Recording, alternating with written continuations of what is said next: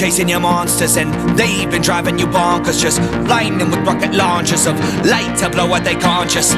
If you really want to juxtapose and take a darker color with the blush of rose, and then you put it in your ink and watch it go, your mind is always open when your eyes are closed, because you're blind to color and you're blind to greed, blind to all the things that you don't need. And you find a mind and then you plant a seed, then you nourish it a little, let it free. You're building it up, not breaking it down.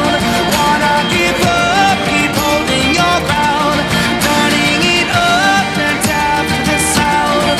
Oh, the sound of change. I can hear it now, the horns are playing the victory sound. I live in the now, the sky's my home and I live in the clouds. Now and never, bound forever, making a change and making it better. It's December 2020, the final show of the year. Today we've got one of the toughest racers to ever do it. Weston Peick joins us here on the Whiskey Throttle Show from the Troy Lee Designs Saloon. Thank you guys for showing up and watching. Weston, welcome to the show, man. Yeah, thank you. Glad to have you. Yeah, it's good to be on. It was a little squirrely getting it coordinated at the last minute, but we got here. We're getting it done. Yeah, that's my program, just all over the place. All over the map. What you been up to, man?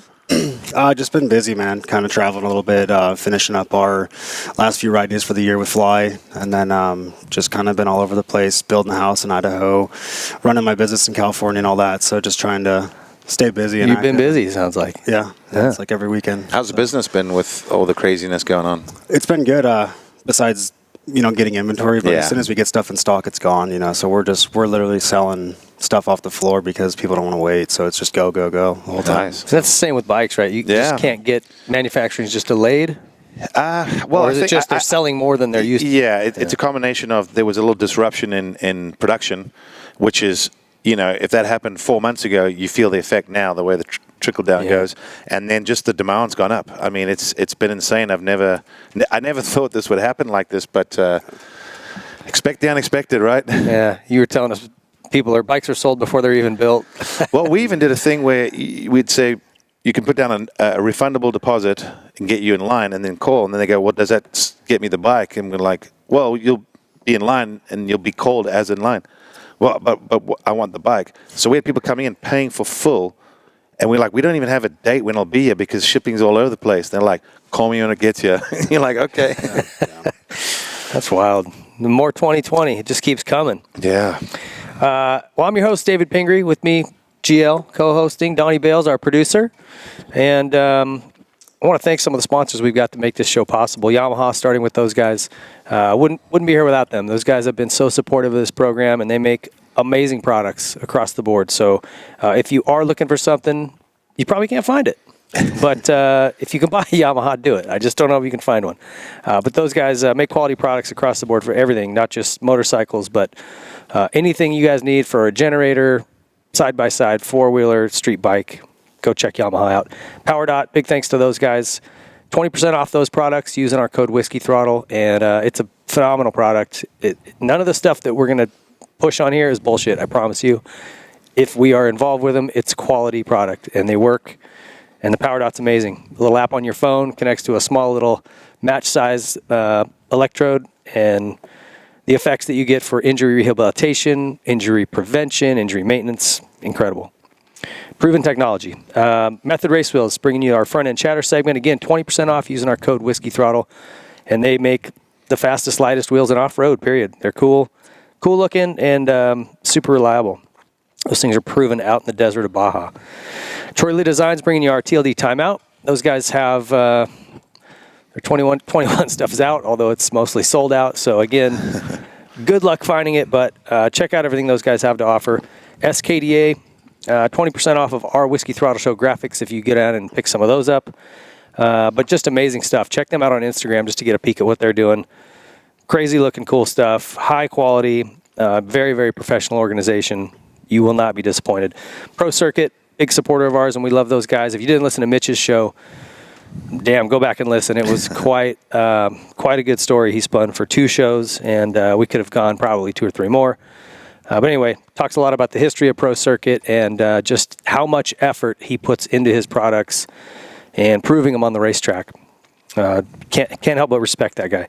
Dunlop Tires, kind of the leaders in our sport, have been for a long time, and they're the one brand that has never backed out of our sport supporting it through good times and bad.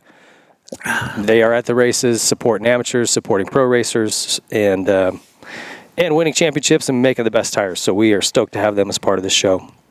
Nihilo Concepts, any purchase over there at Nihilo, you get a free gift using our code Whiskey Throttle, so don't miss out on that. And they've got a ton of stuff out. I can't even get into all the things. The latest product that I think is really something a lot of people, especially if you're off-road, is their secondary on switch, the SOS device. It's just a secondary start button that mounts underneath in a safe place so that if your start device on your handlebar gets damaged or broken from hitting something, you've got a way to start your motorcycle without bump I starting wonder if there would be a way, think about it, anti-theft device, if you just disabled the actual start button and just had a secret one. Look at you. Look at the big brain on GL. You just greased that, dude. I didn't even think of that. I can't wait for my royalty check. Guy goes to steal it. He's looking for a Kickstarter, a button, nothing. Got his buddy pushing it down the street. Well, anyway, anti-theft. You're welcome. We just kept your bike from getting stolen. Check them out. Whiskey Throttle gets you a free gift. Just use that code at checkout. Seat Concepts, another amazing company. If you guys are looking for a seat, this is the place to go. Custom designed foam for you. They will literally around your height, weight, riding style, places you ride. They've got waterproof foams and covers. Amazing, amazing company. Check out Seat Concepts. Specialized Bicycles, hands down the best bicycles in that business. If you are pedaling or e-bike fan, downhill, cross country, doesn't matter. They have it. Actually, they may not have it. Again, you're going to have a hard time finding a bike. That was sold out for a while. They've been sold out for a minute. Because I wanted to get a new one. Well, it's also great for running your hyperactive German Shepherd around the block. Just pedal on that thing and he just goes nonstop. He loves it. Lucas. When he gets his energy out. Yeah, I love it. E-bike special. Well, when they get them, you should check them out. Yeah, my dad just bought a bicycle shop in Temecula. Which one? The bike shop. Oh, really? Yeah. Your dad bought that? Yeah. Sweet. I think they just got some inventory on some e-bikes and all that. Sweet. Rad. Well, there you go. Yeah. Go to the bike shop off Temecula Parkway if you're down in that area. And they sell Specialized, I believe. Yeah, Specialized Cannondale. Rad. I mean, Specialized for sure. That's all we care about. Yeah. Who cares about it? I'm kidding. And finally, OGO. Listen, these guys are just the leaders in making gear bags, helmet bags, backpacks, hydration packs, boot bags. You name it. This stuff is incredibly durable. It's very well thought out, very well built, and they've got something for no matter what you do. OGO_motorsports. Check those guys out on Instagram and look at all the stuff they've got going on. These people keep us going, so thank you so much to them for all their support through this year and last year. And thank you guys for visiting their pages, checking them out, buying these products because it keeps us going. So we really appreciate that. Our method race was front end chatter. Again, the lightest, strongest, fastest wheels for your truck, van, sprinter, SUV, or UTV.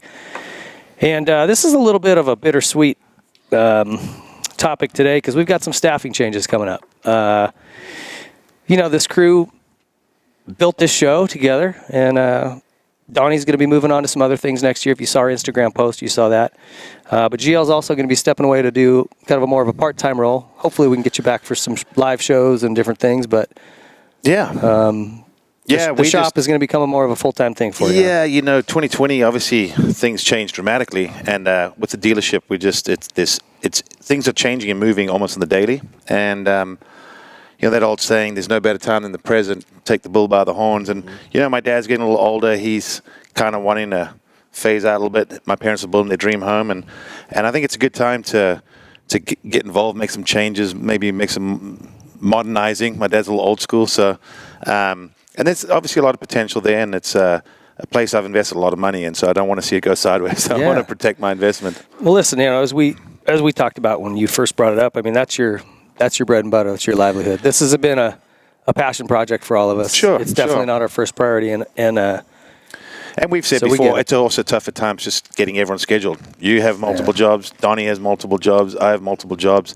So trying to get him, you, me, and everyone here without any hiccups and make it happen, it gets tough. It does get tough. Yeah. So, well, hopefully we have you for live shows. You said on a Friday night you're probably something open. like that, or even just maybe if things are quiet. But Okay. I know he'll take care of you guys. Well, it's a bummer. I mean, it is bittersweet. And Donnie, you're moving on to kind of spend some more time at home, more time at Havasu, more side-by-side racing. Yeah, actually, same with GL. We have a lot of work to do, and two other businesses does take its toll. Yeah. And, I'm 53 and I got a 5-year-old, so that doesn't make it easy either.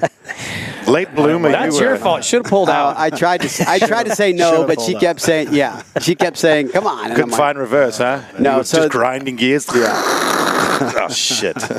So that's enough too. Just the kids and the school and the business and Yeah. it just takes a lot of time. Well, I get it. Like I said, it's super bittersweet. I'm happy to see you guys, making decisions that are better for you guys. Of course, we Yeah, never of hold course you it's back. bittersweet for us too. It's, For sure. Like you said, it's been a passion project, and to step back from something you've been involved in. I don't want to say like it feels like you didn't succeed or fulfill everything, but when this idea sort of came up about 3 years ago, I look back and I'm like, things have changed a lot in the last 3 years, at least for me. So who knows? Especially with 2020, it's changed everybody's And 2021, who knows? Maybe things mellow out again and we fucking get the band back together. Who knows? Yeah. But at least for 2021, I just know I couldn't put my full effort into it, and I just don't think it'd be fair to string people along.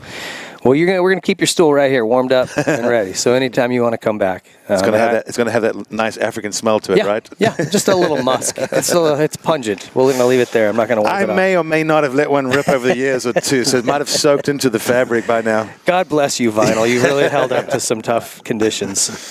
All right. Well, like I said, you guys are just family members here for this, and we'll always have a spot here for you. And thank you, for everything you've done, and I know you've been the driving force behind this. And like I said, for me too, it's bittersweet. But the one good thing is I feel like I'll listen to the show more now because I won't be on it. Yeah. I can't listen to stuff with me on it, so at least I can drive and listen to you guys ramble on. So that'll be cool. Hey, listen, I've listened to it too much.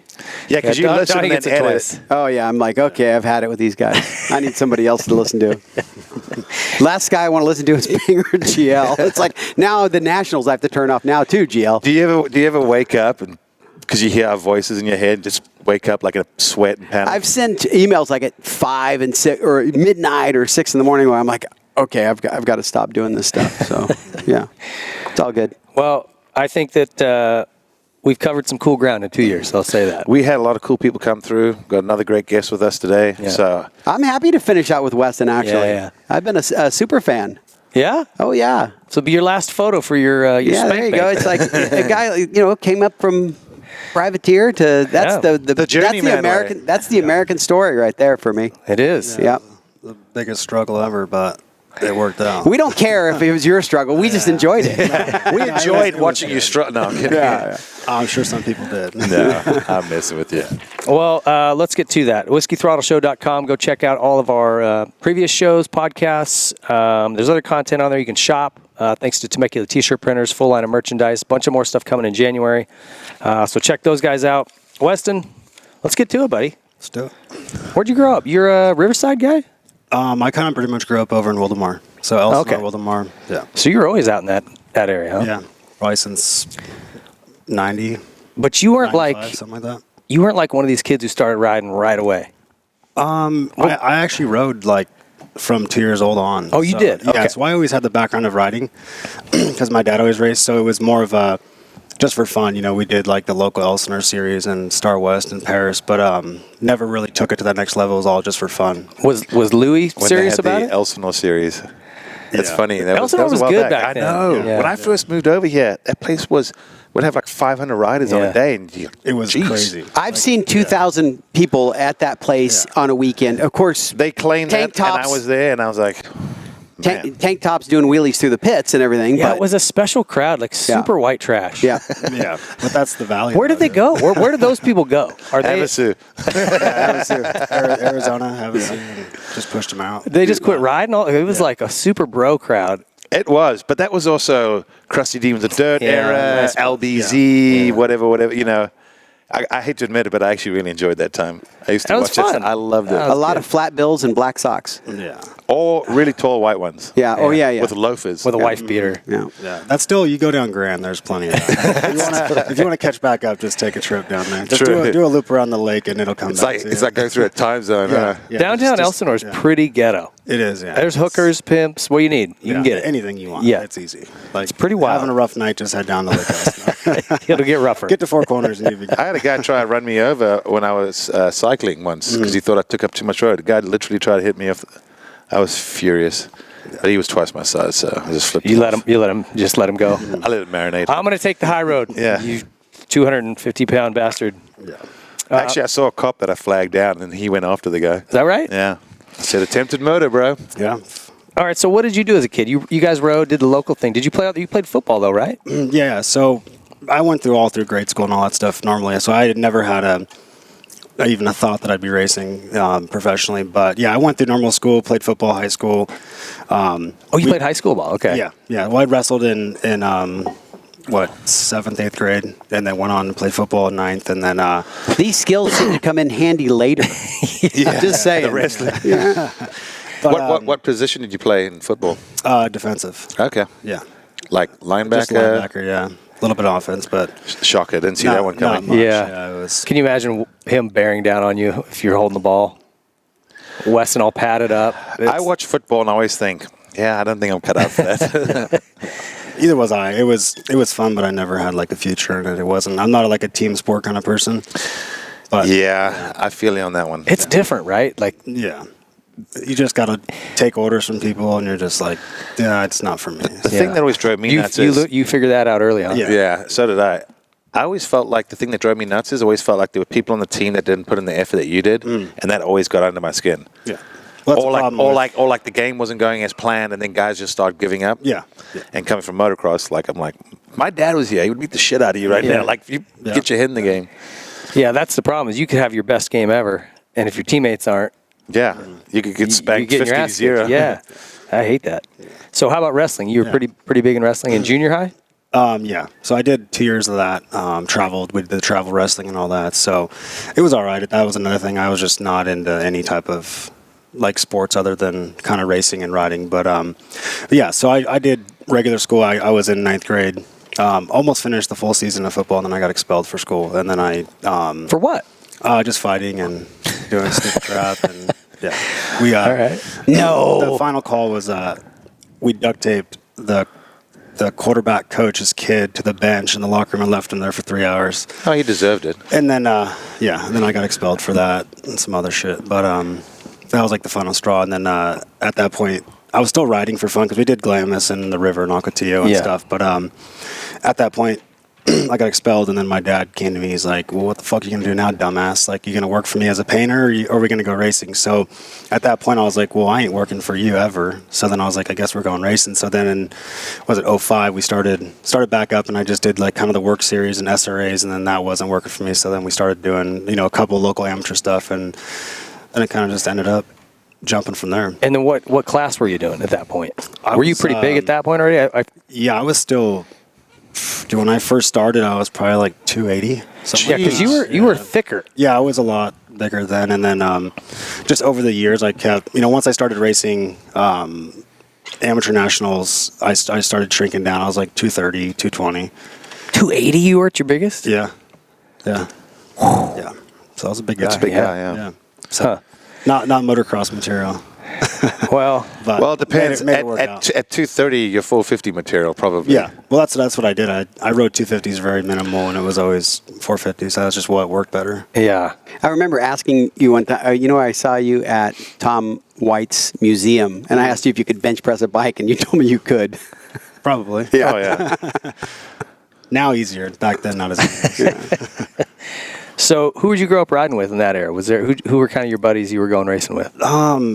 Man, I feel like once what age? Like young age or? Well, kind of when you, throughout all of it. I mean, I kind of raced up with like Mulford a little bit, Dean Wilson, Buck, I don't even remember the names, but there's so many people. I mean, I grew up in that area and just kind of messed around with and rode and trained with. But I mean, at this point, it's so hard to remember. It's everything just turns into a big blur when you're racing. I remember you and Dostal were buddies too, right? Was that later? That's when you guys were kind of That was, privateering it.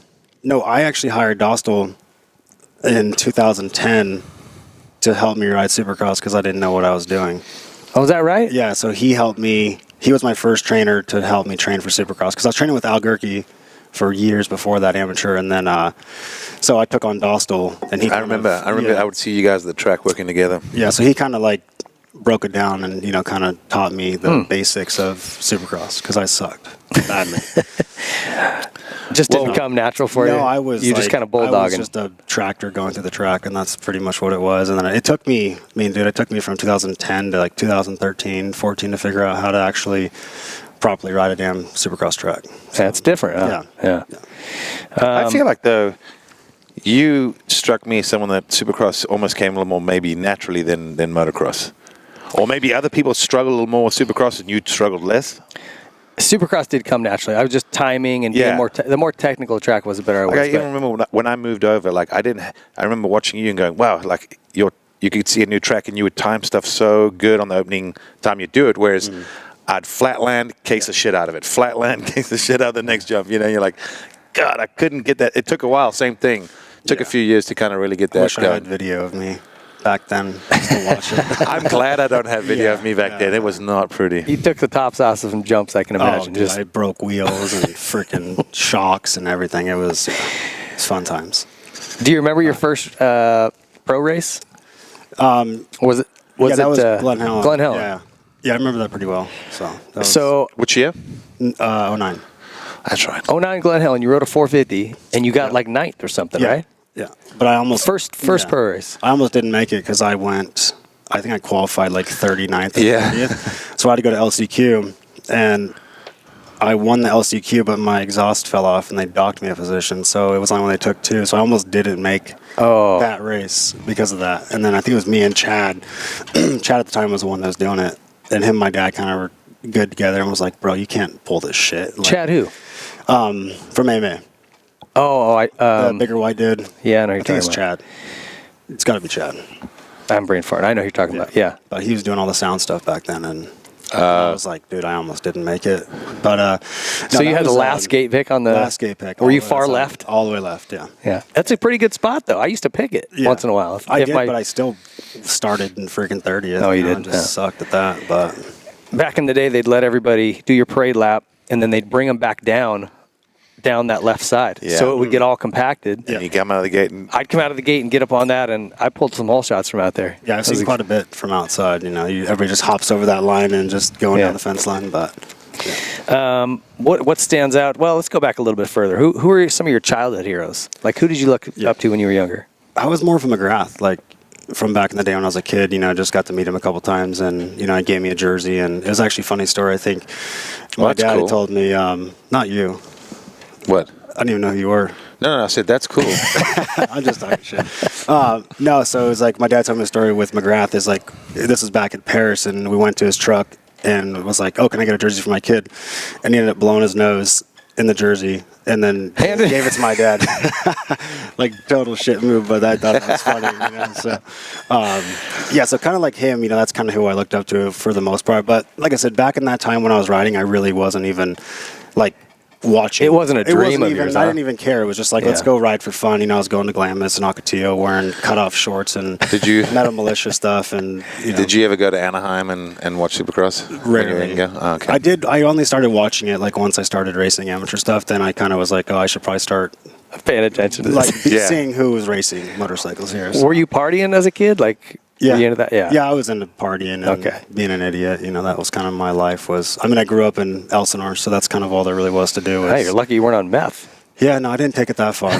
But a lot of my friends from that era kind of went down the road and crossed paths with that. Yeah. So Probably a good thing I was racing. I think it kept me out of definitely some trouble. Yeah, for sure. Hearing some of your stories, I was suspended from high school too, and I probably would have got expelled except when I was, I'd come back from Europe and I'd won the final round of the British Schoolboy Championship.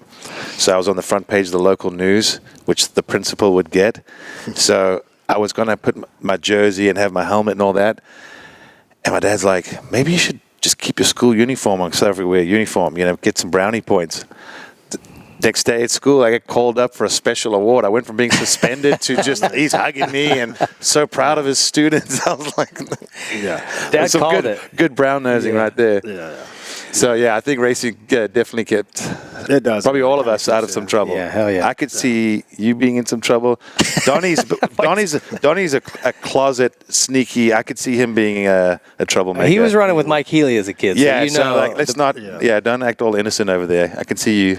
the potential's there to get. Bro, I didn't do nothing. I bet that's what they all say. So when you met Jeremy, like years later, I'm sure you've talked to him and hung out with him. Does he still kind of live up to the expectation you had? I always think it's interesting when you, I always looked up to Wardy. He was my guy. And when I met him, I was so starstruck. And he's even cooler than I thought he was. You know what I mean? No, I do. I mean, it's just, I think I've met him quite a few times now, and still, it's just kind of badass, from that era, and just kind of brought a whole nother level of riding to the sport of Supercross. And, it's one of those things where you kind of don't ever forget that side of what you kind of who you watched and kind of looked up to as a racer. Well, Jeremy was such a rock star, just from the way the fans and the way he did his TV stuff. He was way more commercial, knack, and the nickname. Yeah, man, he was just bigger than all life. about the money, grinding for that money. It's obviously what everybody's trying to do. So Yeah. But he backed it up with the results. Yes, Anytime you can do all the other flashy stuff and back it up with the results, you got the whole package. you're even better than that. So when did you guys start hitting amateur nationals? At what point were you kind of all right, we're getting serious here? We're probably, I want to call it 04, 05 about we started transitioning back in amateur nationals, but I only had a quick spurt. I did 06, 07, 08, and then that was it. So I had 3 years of amateur nationals. We started off doing just the local ACP Vegas. I think we did Whitney and Oak Hill at the time, and that was it. So I didn't go to Ponca, Loretta's, and all that stuff. So I waited till 07 was my first year. I did Ponca, Loretta's, Gainesville. So the whole shebang. Yeah, the whole shebang, and it was kind of what was it? The one you said ACB? Arizona Cycle Park. Yeah. The one out in Arizona. It was the Dodge National. Yeah. No, Dodge was Sacktown. Well, I think it changed. It used to be. It was there. Yeah, They gave away they gave away a truck at that national every now and then, the Dodge truck. Yeah, that was. Yeah. Who was Yeah. the British kid? He stole that thing. You ever hear about that story? Chatfield? Chatfield. Yeah. He signed up because it was a novice class or something. It was some weird deal, and he wasn't a novice, and he raced and won. But he was from the UK, so no one really knew who he was. I think they caught him. They make him give it back. Yeah, I think they give it back. Plus, I remember all that drama. It was left-hand drive, so what's he going to do anyway? Yeah, what's he? Apparently, he couldn't dodge the drama. Yeah. Wah, wah, wah. So did you ever win at Loretta's? Yeah, so I won in 08. I won B, the 450B? B stock, 450B stock class. Yeah, it was actually me and Malcolm Stewart battling it out. Oh, is that right? Yeah, because that's when he started jumping into the game again, and he was all two-stroke. So he was racing his 250 two-stroke, and I was 450. So we were going back and forth at it pretty much the whole entire weekend. So, Oh, nice. Yeah. Did you have mud and the whole deal? yeah, I think it was our first moto was just a disaster, and he beat me that first moto. But then the second two motos, I think I won those, but yeah, he was good back then. And What were you riding? Yeah, What were you riding? I was on Yamaha then. Were you getting help? Yeah, I had a support deal through Yamaha. Funny story, they actually clipped me after that year. I had After winning a title? yeah. So I raced for them that whole year. It was through Rock River, but through Yamaha. Which year was when that happened? Oh wait, But it could have been. Yeah, it was more like I was about to say, the next you don't year. think it was financial reasons? Because remember, at the end of 07 was when the shit hit the fan, Yeah, and but I mean, 08 I was- sales tanked. Yeah. I was still buying bikes. I was still paying $5-6 grand for a bike, so it's not like it wasn't just here free parts and all Right. that stuff. But yeah, so no, I'd raced for them I think for that whole year, and then at the end of that year, I think it was Donnie Luce at the time. Me and him kind of just didn't really mesh at all, so I think it was more of a mutual thing to kind of just separate. And then anyways, because I wasn't going to do amateurs again anyways. If I did amateurs, it could have been potential through Rock River still, but since I didn't do that, I just kind of went and bought 2 Hondas to go to nationals in 09. So I skipped the whole preseason of 09 of amateur nationals and just kind of got ready for Nationals. Glen Helen. Yeah. Okay.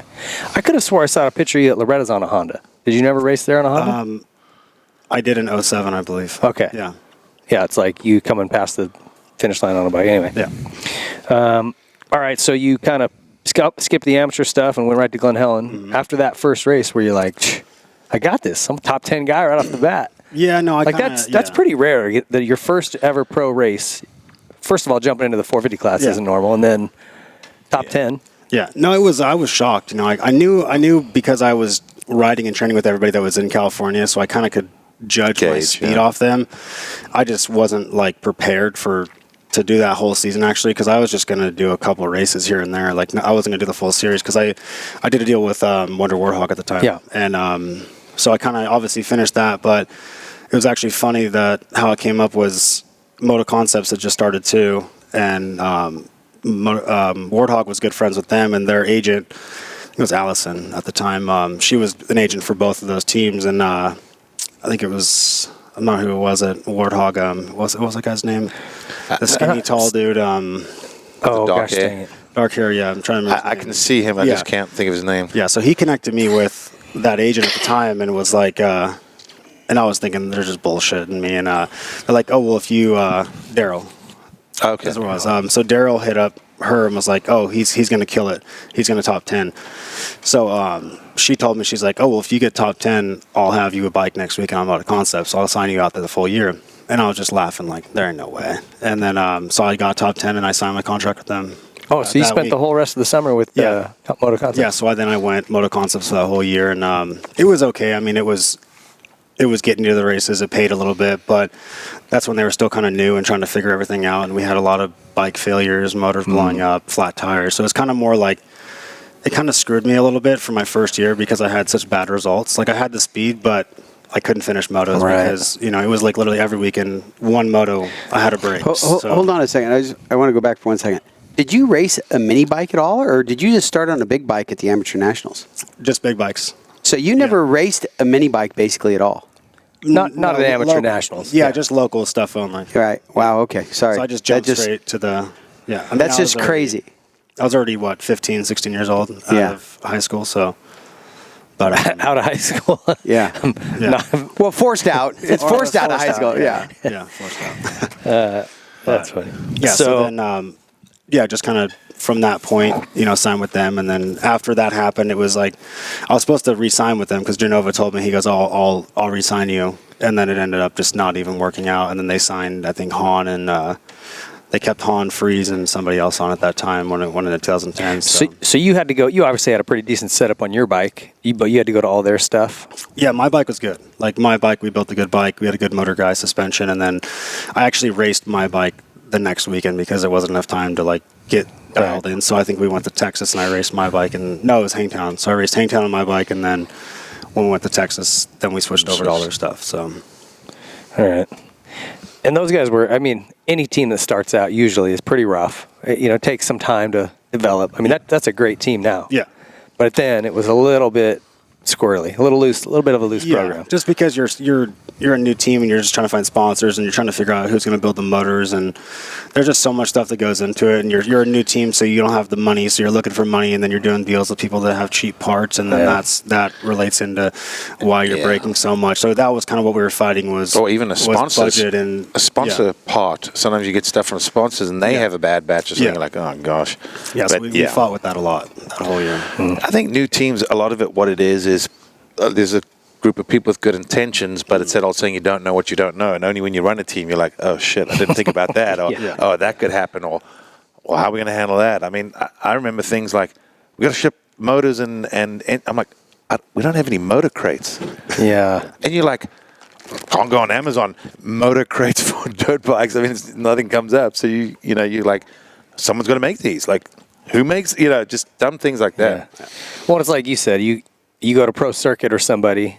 It's a well-oiled Well, machine, here man. you can buy our stuff, but it's going to cost you this many thousands of dollars. Or Ricky's rocket cams over here will give you, he'll pay you $5,000 to use his You'll stuff. get 100 cams that you don't need. That will blow up your bike every time. So. That happens. You got to get to the races. Yeah. So that's the balancing act. Yep. Did you ever get any fights when you were a kid on the track, like a younger amateur, that stand out? No, I got into a lot of battles with people, but never hit anybody at that point. You were a bit of a smasher, huh? Like kind of always. Yeah. Like when you're a bigger guy, you just use that to your advantage, Oh, right? yeah. You just lean into people, and that's kind of how I raced bump it. and run. Yeah. Like people would try to hit me, these amateur kids, and they're like 100 pounds dressed, and they try to take me out and just laugh. Just and bounce off just turn you. into them, and they fall over, kind of. So. And I can't see Louis really steering you away from that, He'd be like, hell yeah, lean into him, Oh, he'd get right in there like F that dude, whip his ass. Like, yeah, that's how my dad was. I mean, me and my dad, we fought. You guys fought? Oh, yeah. Oh, really? Yeah, like we just would butt heads. Like, we butted heads all the way till probably my 4th or 5th year with JGR. And I finally was just like, bro, we're done. Like, this has to stop. Like, you know what I mean? Like, I have a program. I hired people to handle this. Like, we're good. Like, step away a little bit. Just be a dad. Be a spectator. Watch. Show up. Do a little bit of talking. That's about it. And shut it I think down. it's hard for dads though, like because like you're just from seeing from the outside, your dad's always been hands-on and involved. Yeah. I mean, I even think about like when you guys were coming into the store to buy parts when he was a privateer. You know, and it was often you and your dad, and I think when you're around each other and you have a passion for something, it's easy to get on each other's nerves. Believe me, I know. I deal with my dad all the time. Yeah, no, it's tough. Yeah, because you're obviously he's the one that he's the only reason why I'm here, you know, and made it this far. But he'll remind you that, I'm sure, huh? Oh, even to this day. Like, no, well, yeah. How much money did he spend? I mean, he's invested into it as much as you are. You know. Yeah, but I mean, obviously now it's obviously racing, and I did well. It's like he has one of my credit cards still, and buys himself a $10,000 bicycle every year, and goes to dinner and just does all that stuff. So I don't really care about it. I'm just like, here, dude, whatever. Yeah. Or he'll just text me, I'm using your card today. Like, whatever. So that's how funny, it man. works. But. So I think the thing that people love about your story is how you came from that, though. You know, you weren't this amateur kid that was groomed from the time he was 5. Not that there's anything wrong with that path, but you were like... It's the unconventional way of doing it. I kind of look at it a lot like Dowdy did it, you know, or Henry. You know, they were just like on a shoestring budget, privateer in his man, he was probably in his 20s before he even... Dowdy only started riding at 28? He started riding at 19. Oh. Yeah. He started riding... And he went pro at 28. Yeah, and he started riding a dirt bike at 19. Yeah, so it's just a very unlikely story. To go from privateer like you were to full factory guy and be a steady top 5 guy, like that doesn't really happen that often. Yeah, no, it was a lot of work, man. It wasn't easy, you know. So were you determined? I'm like, what was your determination at the point? I'm gonna make it, or like, what did you get in your head? I was more like afraid of letting my dad and my family down, like from him putting in so much money and effort, that I always had that fear of like, I just don't want to let him down or let the family down. So that was like kind of my drive the whole time, was just like be successful, make it work through whatever it has to be, you know, which I've struggled so much. I mean, like I said, you know, when it was, after the economy took a shit and then we went racing, like I was borrowing money from people just to race in 2011 and back and forth. But that's just kind of the drive I had, was like I had a vision and I had goals that I'd set, and that's kind of where I just looked at, and I never let down what I wanted to do and where I wanted to be. So that was more or less the path, was just kind of, you know, my family put in so much work and effort into my program to get me started, and it was just like, well, I'm going to do as much as I can and struggle all the way till either make it or I don't, or if I'm hurt, or just there's nothing left on the table to do. So yeah. Did you ever have the mindset like, hey, if I keep going down this path, that maybe I could get to that level and be a champion? Was that in your forefront, or was that like a dream? Yeah. No, so pretty much like I actually met a guy in 2010 or 11 in Texas. So he was part of Warthog deal and all that stuff, and I think he worked with I think I remember his name anyways. But so I got with him. He was like kind of like a mental coach for me. So that actually helped a lot too. Was I got with him and just broke down everything for me, like racing lap times, like statistics of what I did and how I was doing. And then he made me write down goals, and kind of, he said, what's your 5-year term? What's your 5-year plan? Where do you want to be at this point of your racing? So that's kind of, that also helped me structure. What year was that? 2010. 2010. That's when I started with him. So, and I had him on board all the way till when I got hurt. So I worked with him, you know, weekly. So that's super interesting to me, because I feel like I wish that's something I would have done. There really wasn't any mental coaches back in the 90s, like that. It didn't exist. Yeah. But it's super common now, and I still feel like moto guys probably don't take advantage of that enough. And our game is so mental. No, it is. And I think I'd say the same thing, because people have asked me, have you ever thought of seeing I'm like, I've thought about it, but it might be a little bit of ego inside of us to go, I don't need someone to tell me, that I can make it. I know, like I think I always had a bit of that. I don't need someone to, now look back, I'm like, it probably would have helped me too. Just to have a plan and just bounce ideas or. I just feel like our sport is so confidence driven. Everybody's within just inches at the top, and it's whoever believes in themselves more, right? Yeah. Well, you see it every year when a guy wins a few races and they go on. Like a few years ago, Jason Anderson did it in Supercross, and Cooper Webb, and Tomac. You've seen it when that confidence sets in. They go to the line, and it's that feeling of, yep, I'm going to win tonight. Well, so my girls play soccer, and one of my good friends, his girlfriend is a coach. She was a world champion. Excuse me. That was my button. He just got to be.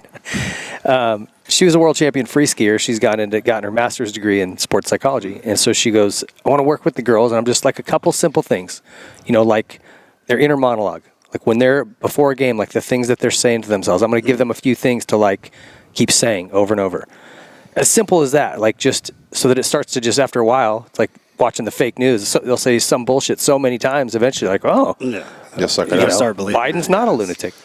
But I didn't get into politics right there. But my point is, I feel like I could have used some of that. Yeah. Well, so what was this person like? What were the things that they would do that made such a difference? Yeah, so I mean, from the early stages of it, it was more of just like a lot of emails back and forth, like who you are, like kind of almost just trying to figure out who you are as a person and like what makes you drive, and like what gets you going as a person. So that's kind of what I worked on. So I kind of almost worked on myself first of where I wanted to be and kind of get my head straight, and then at that point it was like then we started working on goals and where I wanted to be and say, like I have an email still where it was like, oh, well, what do you want to be at in 5 years? And at that point, it was 5 years till I signed with RCH for outdoors, which was the first team I wanted to sign for was Factory Suzuki. So at that time, that ended up happening. Obviously, because someone got hurt, but still, that was my 5th year as my breakdown of what I wanted was being on a factory team. And so then at that point, I signed with them and then went on to JGR. So it's kind of, like I said, with what he did, was it a bit of a trip when it actually kind of went the way it was almost meant to be? Yeah, like he sent me the email and he goes, hey, look, do you remember this? Do you remember this? Like, so it's just kind of cool to have to, to see that and see that actually works, and it also goes back to like, it was all just a structure and a plan of like, what you do when you wake up, like consistency, make your bed, do this, do that. Discipline. It was a discipline because he was a military, a Navy SEAL. Yeah. So that's who taught me how to kind of deal with emotions and deal with racing in a way, which is good and bad. But it was more just everything along the lines of what are you going to do at the track today? How are you going to do it? Like consistency, write it down, send it to me, and just kind of build from there. Lap times. Like I had to do a lot of stuff through that time period, but that's what helped me, get better was just kind of sticking to that guide. And it's even like that, you see riders these days that were in the same position as I am, and they've been in that same position for 5-10 years and they never excel because I go to the tracks and I'm just laughing. These guys are sitting out here just dicking around, not putting in the work, and then they wonder like, "Oh, poor me, I can't get any help." Well, it's like because you suck and you don't put in the time and the effort. You don't see through it to a bigger picture. You're just like, I just want to be racing Supercross, and I don't really care what I do. I just want to be that guy that says I race Supercross and then cry wolf. When I know what you mean. You need to be a mental coach. Just go tell them you suck and you're not putting in the work. No, I don't want nothing. And pay me a lot of money. So. No, I was kidding. Yeah, but that's an issue in our sport, man. Like you're right, guys just want to be a part of the show, a part of the traveling circus, and it's like, man, unless you have a goal and you're really working your ass off at it, man, get out, go do something else now because you're just going to get hurt. You're going to waste a bunch of money, waste your time. I've watched people that are just. It almost seems like they get settled into this is my zone. This is where I belong, and it's like. I'm going to make the night show. Like, I can't get a factory ride. I can't hire a coach. I'm like, hire a coach. Get off your ass and do something. Like you're hanging out with guys that are succeeding. I guess when I was younger, I used to always look at how's he's successful. What's he doing? Oh, and you often looked, you're like, they do a shit ton of work behind the scenes, And then I always had that mentality. You see some of the other guys, it's like you said, poor me. You're like, you don't need a coach. Like, you know what you need to do. Like, go on a bike ride, run, go to the gym, do motos, have a strategy. Yeah. You're just too lazy. You want someone to babysit you and tell you, bro, you look pretty good out there. Your lap times are consistent. Yeah, consistently slow. Yeah. It's just that, too. And then people, like, in that position, they don't like being uncomfortable. You know what I mean? They just do what's comfortable to them, and they just keep keep doing that same thing, and they never go outside the box or want to change anything. Where with me, I tried everything possible, to get to that point, and that's kind of where you see a lot of people that don't succeed because they're just so stagnant with what they're doing, and they're not willing to go outside the box and try something that's even if it's stupid and doesn't make sense. Sometimes it works for that person. Sure. And then that's why you watch it. I mean, there's like 20, 30 guys that do the same exact thing every year. Because I know all of them, I can call them all out because I lap them every single weekend. And I'm like, why are you still doing this? Like, it's the same story, same program. Yeah. Like, get out of it. Like, don't take the chance of getting hurt. Like, just hang it up. I love there's a saying, growth comes right outside your comfort zone. You know what I mean? If you're hanging out where you're just always comfortable, it doesn't matter what you were talking about. Yeah. You're never getting any better. You're never growing. You know what I mean? No, So yeah, it's the same with moto. You got to. Because I was always for sure. uncomfortable with It's racing, so. It was almost like with Ricky's racing. He pushed that limit, knew how to handle it, but he got used to being a little uncomfortable, like being a little loose. And I think that was something that a lot of us struggled to do. I mean, even like someone like Wyndham, it was like you'd watch him go, dude, it looked like he could have picked up the pace. I was trying my damnedest. I'm like, yeah, but he was all out of control. If you just put a little more effort, he's like, but that's not me. Yeah. It's a trip. But that old saying too, nothing ventured, nothing gained. So try something. If it works, great. If not, at least you know. Yeah. So in 2009, you had a ninth at Glen Helen. You went to Sacramento on your bike again. Don't remember how that went. But then you got another top 10 at Freestone. But then, looking at your results, you went 2 years again without a top 10. So in those 2 years, what was going on? And what happened from even the rest of that year? Just you had bike mechanical Yeah, issues, I mean, I know that year I should have had a couple more top 10s in there. Are you sure you got it right? Well, I'm just going off the vault. Yeah, no. So like I said, that whole year kind of was just shit for me in a way, like just brakes. I mean, I rode like crap my first year. Just getting used to the tracks and getting used to that lifestyle. Was it hard because you kind of set this really high bar right away? I believe so. Yeah. Kind of frustrating. Yeah, it was frustrating because obviously that was my home track and I knew I knew what I could do there. So that kind of helped. And then obviously Hangtown being there and then Freestone, I've ridden there a couple times. But once I went back east is where it kind of screwed me up because I was like raised on hard packed. And then I got into the ruts and then the, huge. Different world. Different world. And I'm just like sitting here like, I don't even know what I'm doing. I suck. How was Southwick for you the first time you went? I blew up. I ran out of gas and then blew up. Great. But I think then I was running. Terrific. 0 points and a raw asshole. Yeah. Lovely day at the beach. That place I hate that place. I think I've only top 5 there probably twice in 10 years. So Is that right? Top 5? Yeah. Oh, that's good. No, maybe 4th or 3rd. Not 3rd, probably 4th or 5th. But yeah. So going into that following year, 2010. Who were you riding for that year? Is we started Rock River. So because I was with Rock River as the amateur, so then he came to me and was like, "Hey, I want to start a team." Blah blah blah, and so he ended up buying a semi and a truck, and it got delivered to my house where my dad lived. And so me and my dad actually started that team from the foundation part of it, of getting the sponsorship together and then putting it together. I mean, we sat there and went through the whole semi, stocked it, had it wrapped, all that stuff. So we kind of created that. So I raced with them for that first year. But same thing, first year at the team, just trying to get parts and figure out what works and what doesn't work. So I think 10 probably sucked, as it looks like, right? Because I don't even remember that. I'm not going to say it sucked. I've just no top 10s in those in 10 and 11. So those years were kind of like. Yeah, I think at that point I was just, then obviously I'm riding Supercross and just trying to figure out, like I said again, like what works, what doesn't, and just trying to figure out myself and how to operate on a schedule that's racing every single weekend on a budget, not knowing what's next. So there was so much more focus on how am I going to get to the races and how am I going to pay for the bike to be rebuilt and this and that, because everything wasn't comped at that time. So it was more of just a lot of other stuff going on at the time, struggling.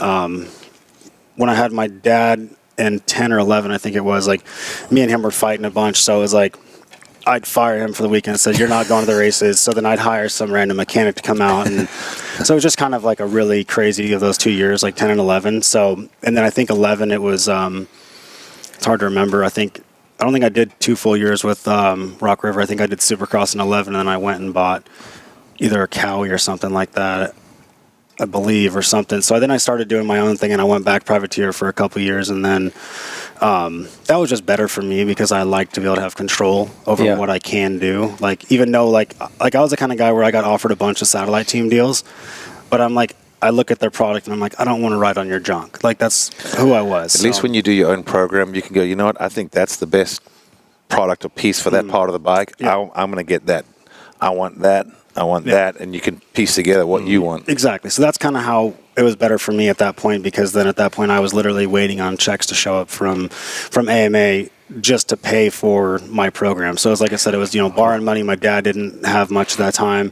So I just preferred doing it myself. And then I think that also helped too and paid off. And then I, kind of just jumping into that and just kind of picking races that I wanted. I always did the full Supercross series, and then 11, 12, 13, I just bounced to a few nationals because it was too expensive. They don't pay for shit. So it's kind of like, what's the point if I can just show up and race a handful of them and still be or still be relevant, and then hopefully something will come for next year. So. Yeah, nationals are tough when you're on your own dime, man. And they're tough on the bikes. Like, it's tough to have enough parts. Yeah, It's radical all the way around. It's not a privateer program at all to do the full series. So Yeah. those couple of years were kind of struggles, but it seemed like 2012 was a breakout season for you. You had multiple top 10s, a 7th at New Orleans, which was your best finish, particularly in Supercross at that point. And that year you started on a Cowie and then switched to Yamaha, and then on a Suzuki at the end of the year. So you're hopping all over the place. Yeah, so that's the same. So I put a little program together in 12. I bought 2 Cowies. Or actually, my buddy Mike, he's the one. So he bought me one bike, and then Watson gave me a RCH bike as a practice bike. So he gave me a bike to ride, and then I had a race bike that I had. So that was better. We're starting to get better parts. Then I got some stuff from Scott at Showa. He was helping me out a little bit, him and Dave Cruz. So I was getting some good suspension and getting motor parts. I think I was buying PC stuff at the time. And then kind of that program. And then I got picked up from Bobby Hewitt. No, not Bobby Hewitt. Bobby Reagan. On when it was Valley and Star at the time. Oh, yeah. Valley Wasn't that Chad Lanza? Yeah. Lanza? Chad Lanza, yeah. So then that's where I was jumping back and forth between them because their guys were getting hurt. So I filled in for a couple Supercross races with them, and then just kind of bounced back and forth. And then he told me I was supposed to finish the whole series with them on Supercross, and then let me go. So this was like literally like a week in between Supercross. I think it was like I was in whatever was before Indy that weekend. He's like, "Hey, you're not on the team anymore." So luckily, I left my bike on Ted Park's deal at the time, because that's when Ted Parks took it over. So I had my Cowie still on his semi. So I had to then all of a sudden scrap up money, borrowed money from somebody else. Me and my dad flew out, got parts, flew in early, got that bike back ready, and then I had to race the Cowie that weekend. And then for the rest of the Supercross season, and then he calls me 2 weeks later and says, "Hey, someone got hurt again. Can you ride?" And I was just like, "Fuck you!" I hung up the phone, and I'm like, "I'm not doing that." So then I finished out on the Cowie, and then I wasn't even planning on racing a bunch of nationals that year. So then I went and bought Suzukis. And then I was like, "Cool, I'm just going to buy Suzukis and try this program out." And then so it kind of took off from there. Same thing. I raced a couple nationals in 13. I was a lot faster than I think I got third place at a couple nationals in a moto not a overall. But 4th overall at Salt Lake National, or That's whatever what it was was. called. Yeah, that was at the Tooele? yeah, Tooele. In Miller Motorsports. Miller Motorsports Park. Yeah. End up Utah Motorsports Park. Yeah.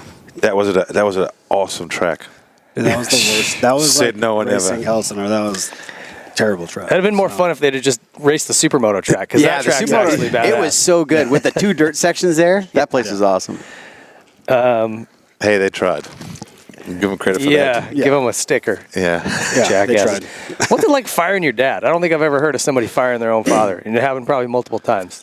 Here's picture. Dad, you're fired. Louis. I don't even know, because then I think I just moved out. I think so. It was hard to remember, but it was more like a lot of FUs and this and that, and I just bet. kind of it was. I think it was probably hard for me to tell him, like, "Hey, like, we're done." But it was going to that point anyways, just because we never got along, and it was like, obviously he wants the best for me, but then he oversteps his boundaries sometimes at that point. And, Are you too similar? Is that your issue, maybe? Yeah. Yeah. Yeah, we're just bullheaded, and it's kind of just. Can you imagine? Can you imagine how loud and potentially violent that fight is between Weston and Louis? Yeah, but listen, Weston sounds so mellow, and then when you see you on the track, you're a different person. Yeah, you got to have different mentalities for that. Yeah, I think if I mean, if you piss me off, I'll lose my shit on you, like in this position. I but- promise I won't Yeah. do that. I guarantee it.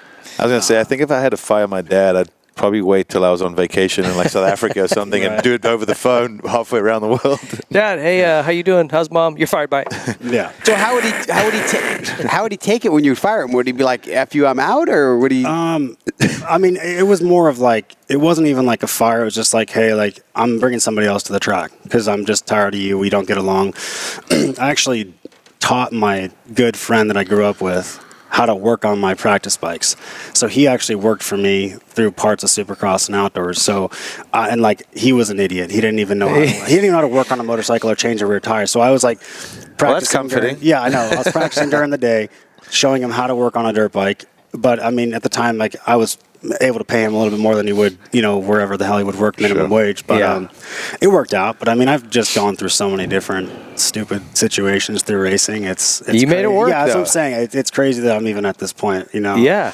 But no, it was good though, and So you were riding a Suzuki in 13. What was that? Just a privateer bike again? yeah. So I was full privateer bike 13. Was that thing decent? Yeah, because I ended up.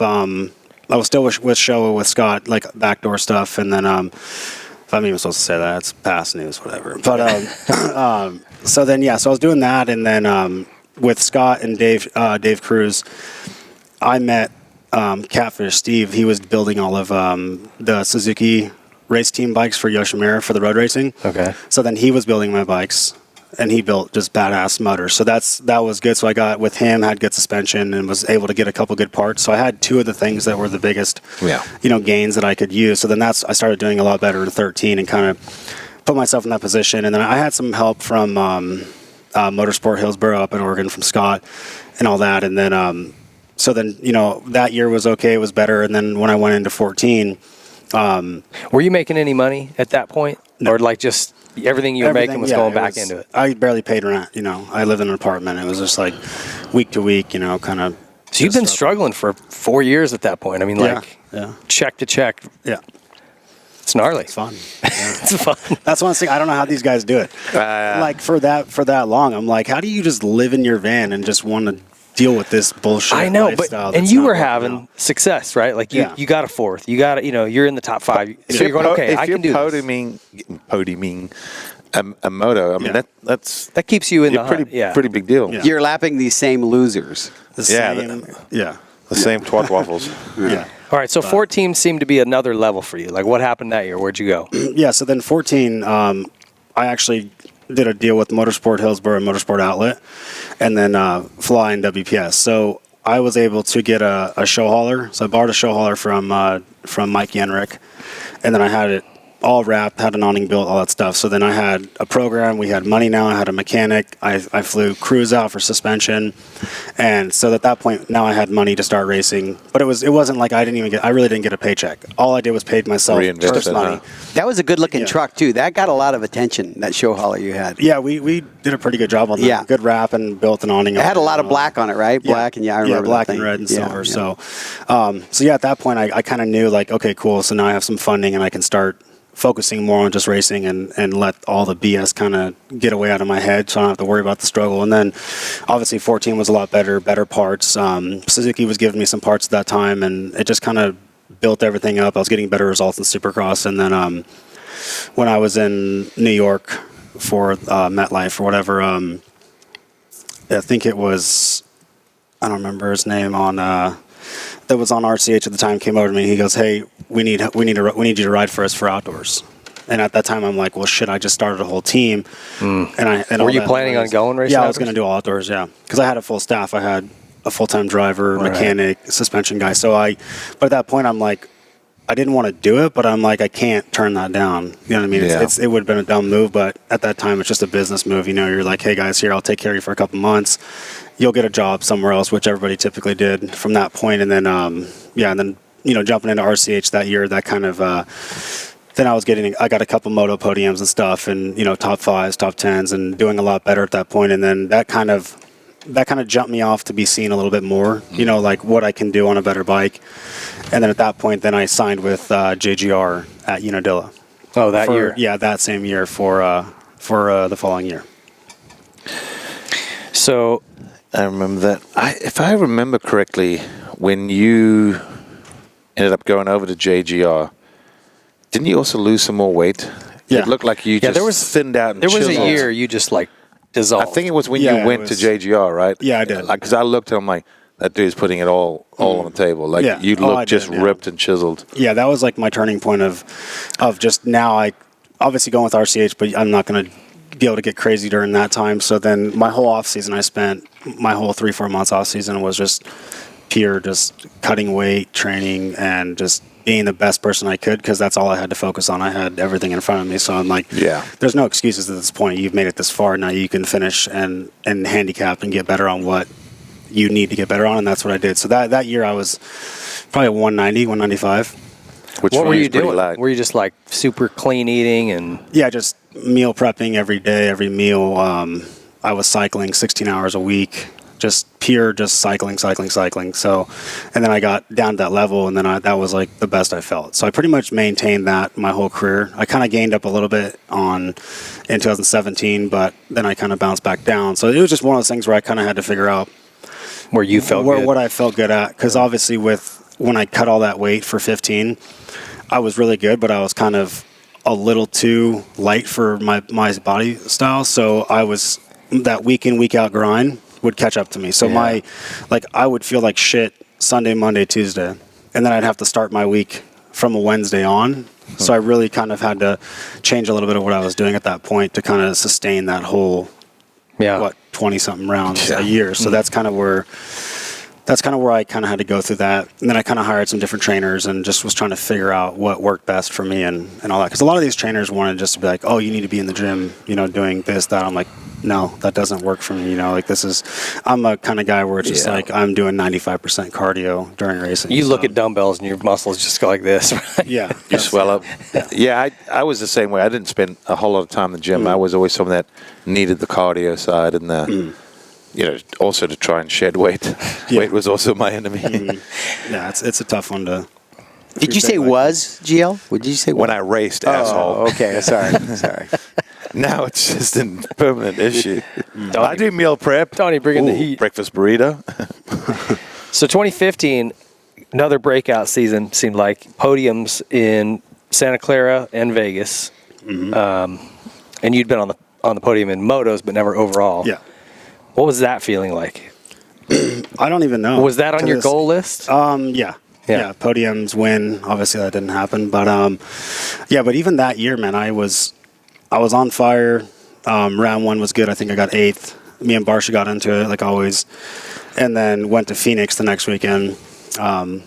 Was really confident. I was just like, my head was in a good place, and I just was like in a position where I'm like, I don't care who you are, what's your name or whatever. I just said, I'm just going to go past you. And so that race, I ended up, I was 3rd for 19 laps. I remember that race. And then I broke my foot 2 laps to go, and then I still finished 4th. But so that kind of sucked on that part, and then that put me out for a couple weeks. So that kind of screwed me up. And then I came back racing, tore my MCL that same weekend. I came back, so I was racing with that MCL tear, and then kind of got better, and then finished with 2 podiums. So on that, so that was a good, good year for me. I was in the bike was awesome that year. We had a really good setup and everything was clicking for me.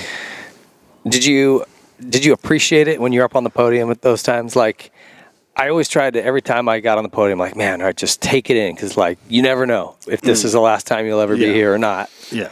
No, I mean. And I'm sure, like, McGrath and Ricky weren't thinking like that. But I always just was like, man, just enjoy this. Like, take it in, absorb it. Yeah, it was weird for me because, like, I'm not, like, an emotional person when I achieve something. It's more, like, because when I was working with Bill as the mind coach, it was all just about emotions, too, of, like, don't ever get ahead of yourself. Kind of keep it always the same, and that's kind of how I was. So even my first podium, I was stoked, but I'm like, and people are like, oh man, aren't you so stoked? I'm like, yeah, this is good, but this is what I've been working for. Yeah. So at that point, I should have been, I look back at it and I was like, damn, I should have been a little bit more happy with what I did at the time being, but that's just racing. You're always looking for the next one here, because I always wanted to do better. I got the podium, but I could have done better. Well, you wanted to win. Yeah. I mean, you wanted to win. Yeah.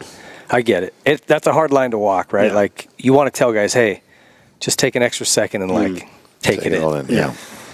Because you work your ass off to get there. Yeah. You know, like you need to appreciate those moments too. Not say, okay, I made it. But like, Yeah. just appreciate it. Do you remember your first like pro podium? Well, I won. It was my first podium was a win. Oh, really? In San Jose. Yeah, hell yeah. Sean Palmer jumped out of the stands and chugged my champagne. Ran up on the podium, grabbed my champagne. You're like, chugged dude, I don't get this very often. Come on, man.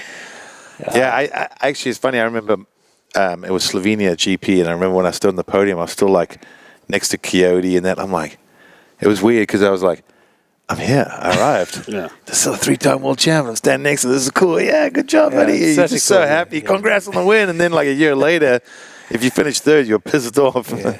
You weren't really so congratulatory. All right, so 2016. What about that year? You going to that healthy? Because it looked like the results-wise looked like you started slow, but then it got way better at the end of the season. Yeah, I think it was 16 was when I switched my program. Actually, I was thinking about it. So I got rid of my gym trainer at that time. Then I hired somebody else, and then I switched it from lots of cycling cardio because and this was a time when my dad was up my ass still too about stuff, and he's like, oh, you're not doing enough. You need to do more. You need to be in the gym working out too, and not cycling this and that. So I had a lot of opinions at that time. So I switched to going from my normal, off season 15, 16 hours a week on a bike to now I'm in the gym all the time, just doing, body exercises, lifting a little bit of weights here and there. So then I did my VO2, I did like a test that year, then I did it again when I was just training in the gym, and I was like 5 to 10 numbers lower just by doing that. So then once I had done that, I got rid of him, that trainer at the time, then I just went back. So then mid-season Supercross, I literally went from one program, deleted that, and then just started back. And that's on my hard program. to And just switch. Yeah, it's a nightmare because then I gained more weight by doing that. So then I was just trying to now reverse what I knew what was right. So then that whole year was kind of Supercross sucked. Obviously, it started off with the battle with Freeze and then all that shit. Came That was about. that year. That was 16. I believe that was 16. And It only seems like it was like a year or two ago, doesn't it feel? Yeah. Like, it doesn't feel like it was that long ago. and what was that all about? You guys had run-ins before? Yeah, for multiple, years. right? Yeah. Yeah, it started in 2013 at Washougal. He cleaned me out in practice, like cut the track, off the track, punted me off the track. And that was the first incident. So I started hitting him then too. and then I got fined that weekend and almost suspended that weekend. And then Gallagher just said, "This is your one-time relief of this." He goes, "You're going to get fined, but not suspended. You can still race." So then that's kind of where it started at. And I always battle with him all the way through those races because he'd always get a better start than me and I'd have to pass the guy. So it was always He's not a shitty rider. He's a good rider. And he's a great starter. Yeah. So And he he's rides like a wide bike. He's the worst. Super wide, He's like yeah. the worst guy to race because you're going to come up on him. Yeah. Because he starts up front. Doesn't it feel like there was always someone in your career that was that kind of guy? Yeah. I felt like, for me, at times a little bit was Alessi. He'd Yeah. get the whole shot, and I'd have Oh, to really? run him down, Alessi? and then something would happen. We got into it a few times, but Was it you that when he took you out, it was you that he was standing on your bike? Or- no, that he was took out Ivan. Tedesco. Oh, it was Tedesco. I was standing right in front of that, right at Glen Helen in that turn. That was a weird day. Yeah. GL was racing that race. Yeah, But Matt Walker. I watched it all happen. It happened right in front of me. Yeah. I actually, it almost seemed like slow motion. You know, one of those where you're like, no. Yeah. And then Walker spun around and helped. Yeah, Oh, okay. Walker turned around on the Yeah. track and stuff. So what about the Supercross race where that kind of whole thing went down? I mean, like he took you Donnie out. wants to hear about Yeah, it. I He want was in the stands, Well, you listen, know, if we don't ask about it, people are going to kill us. He's got a semi right now. He wants to get this over and done with. Yeah, so that it was that night that kind of fired it off because I was already getting into some stuff with him that year. Even off-season practice days and all that. So the first, what was it? We were doing heat race and then semis then. So in the heat race, we're in qualifying position. I passed him over the triple and then went outside on a right-hand turn. And he just kept going, ran at me home out. plate. That was at home Yeah, plate. at home plate. And then I hit the hay bales, went over the bars. So out of that remember race. that. I remember that. Yeah. So then we go into the semi, and I think I was second or third in the semi, and then I knew someone was behind me, but like I went high in the turn, But then then someone just comes underneath me, and I'm like, I didn't even know who it was at the time. I was just so pissed off, but I had a feeling it was him, and then I just got up and just started wailing on him. Did you see when you got up? You saw it was him. Yeah, and then I like, saw that it was was him, and that was it. I just went black and just started, swinging. And then people like talk shit, like, "Oh, you're hitting him in the head." I'm like, I don't give a shit where I was hitting him. I just wanted It was probably to just hit him. you were That's all probably. I It looked cared more about. like you were releasing frustration I than was. anything. Yeah, I was just pissed and whatever. I mean, And you got a I 2-race suspension out of that, right? 2-race suspension. Yeah, $5,000 and 2-race suspension. Yeah, I took a for picture that. of you with one of those races. I'm like, I was going to ask you if you pretended to punch me, but I didn't want to get punched. Yeah, hey, I do. That's like the famous picture now with people. Yeah, Like, well, it was way back then. So, Yeah. what are your thoughts on that? Because it's, people always say, "Oh, we can't have fighting or this or that," but then Feld will use that in their promotional reels over and over and over. I mean, that was like, yeah. Right? I mean, I encourage fighting. It should be just like hockey. Like. Hey, then you won't have so many bitches out there That's like, either. yeah, there's so many pussies. Because this now day, everyone's protected. Yeah. well, and guys would think long and hard before they come in and try to clean you out. Yeah. If they know this guy's There gonna get needs up to be and- consequences for that kind of riding. If you're willing to do it, then you have to take the punishment. Yeah. There has to be. But the problem is it's like they just don't want that type of animosity where it's like we're in a violent sport. Like, why are we such pussies and why are we turning this into such a pussy sport? I agree. Obviously, you have to because you have big corporations and a lot of money on the line, and you can't. But do so does that. hockey. So does hockey, exactly. Yeah. But Hey. I don't know where that turning point was of why Every time it's such there's a big yeah. brawl in football, it's shown over and over and over. and over Baseball, on the too. They local clear the news. bitches, and they're Yeah. all good with it. Yeah. So then, It's all frowned upon, but hey, let's see it again. Let's see it again. But yeah, so then that same bullshit with that, it's played by Feld, and I'm the one that's suffering from it, but it's okay to air it 16 times a night during commercials, opening ceremonies, and all that. But then You should have got royalties. I should have, yes, because then obviously that was the only incident that ever made it on ESPN TV as a motocross sport and all this. But then Is that I right? even, yeah. I didn't know that. Yeah, so I went to Part-time Feld. boxer takes up Supercross. So I went to Feld and I said, hey, can you pay my fine since you guys are blowing this out of the water every weekend? And they said no. But I was like, whatever. It wasn't in their budget. I didn't care because the money went to Asterisk, so it's not Yeah. like it's going in their pockets, which I was fine with. But And I'm even okay with the fine if you feel like you've got to say you Do did something, yeah. But suspending you, man, I thought that's that- bullshit. yeah, that I was think. bullshit. Yeah, the 2-race. Like, dude, I wanted to find Gallagher where he lived and whoop his ass, like, for that call. With or without a helmet? I didn't care. No. Whatever. Did he black I flag think- you right no. then, or was it? Do you get up and finish and then? No, I didn't finish because my whole brake line was snapped off and the bike was trash. So. Speaking of that, I think his suspension for that, and then when they black flagged Reed. Yeah, I think that was those are ridiculous. some of the dumbest things I've seen. And the AMA, well, FIM as well, they've done some dumb things, but they keep pushing the limits. So I don't want to blow this guy out of the water, but they're out of their comfort zone. I mean, you got to give them that. They've They're- gotten used to being uncomfortable. Freezy does this a lot, where he'll take people out or take you out, and then he acts so innocent, like he did. I'm just racing. I didn't even see him there. Yeah, that's his game is pull that crap and then act like, oh, what happened? I didn't do that. Like, it was the same thing, after that whole incident. We're in the semi in AMA and he's just sitting there like just backpedaling, like, oh, that wasn't a bad move. Like, It wasn't a takeout. Or that. And I'm just like, okay, like you keep filling your head with bullshit and whatever. But When you both fall, it's a takeout. yeah, pretty much. But yeah. So then actually back to I was gonna say on that Feld AMA thing, it was like the problem is that it's two different organizations, right? So Feld runs the show, and they can do They whatever cool want, with 'cause it. they own the rights to air whatever they want.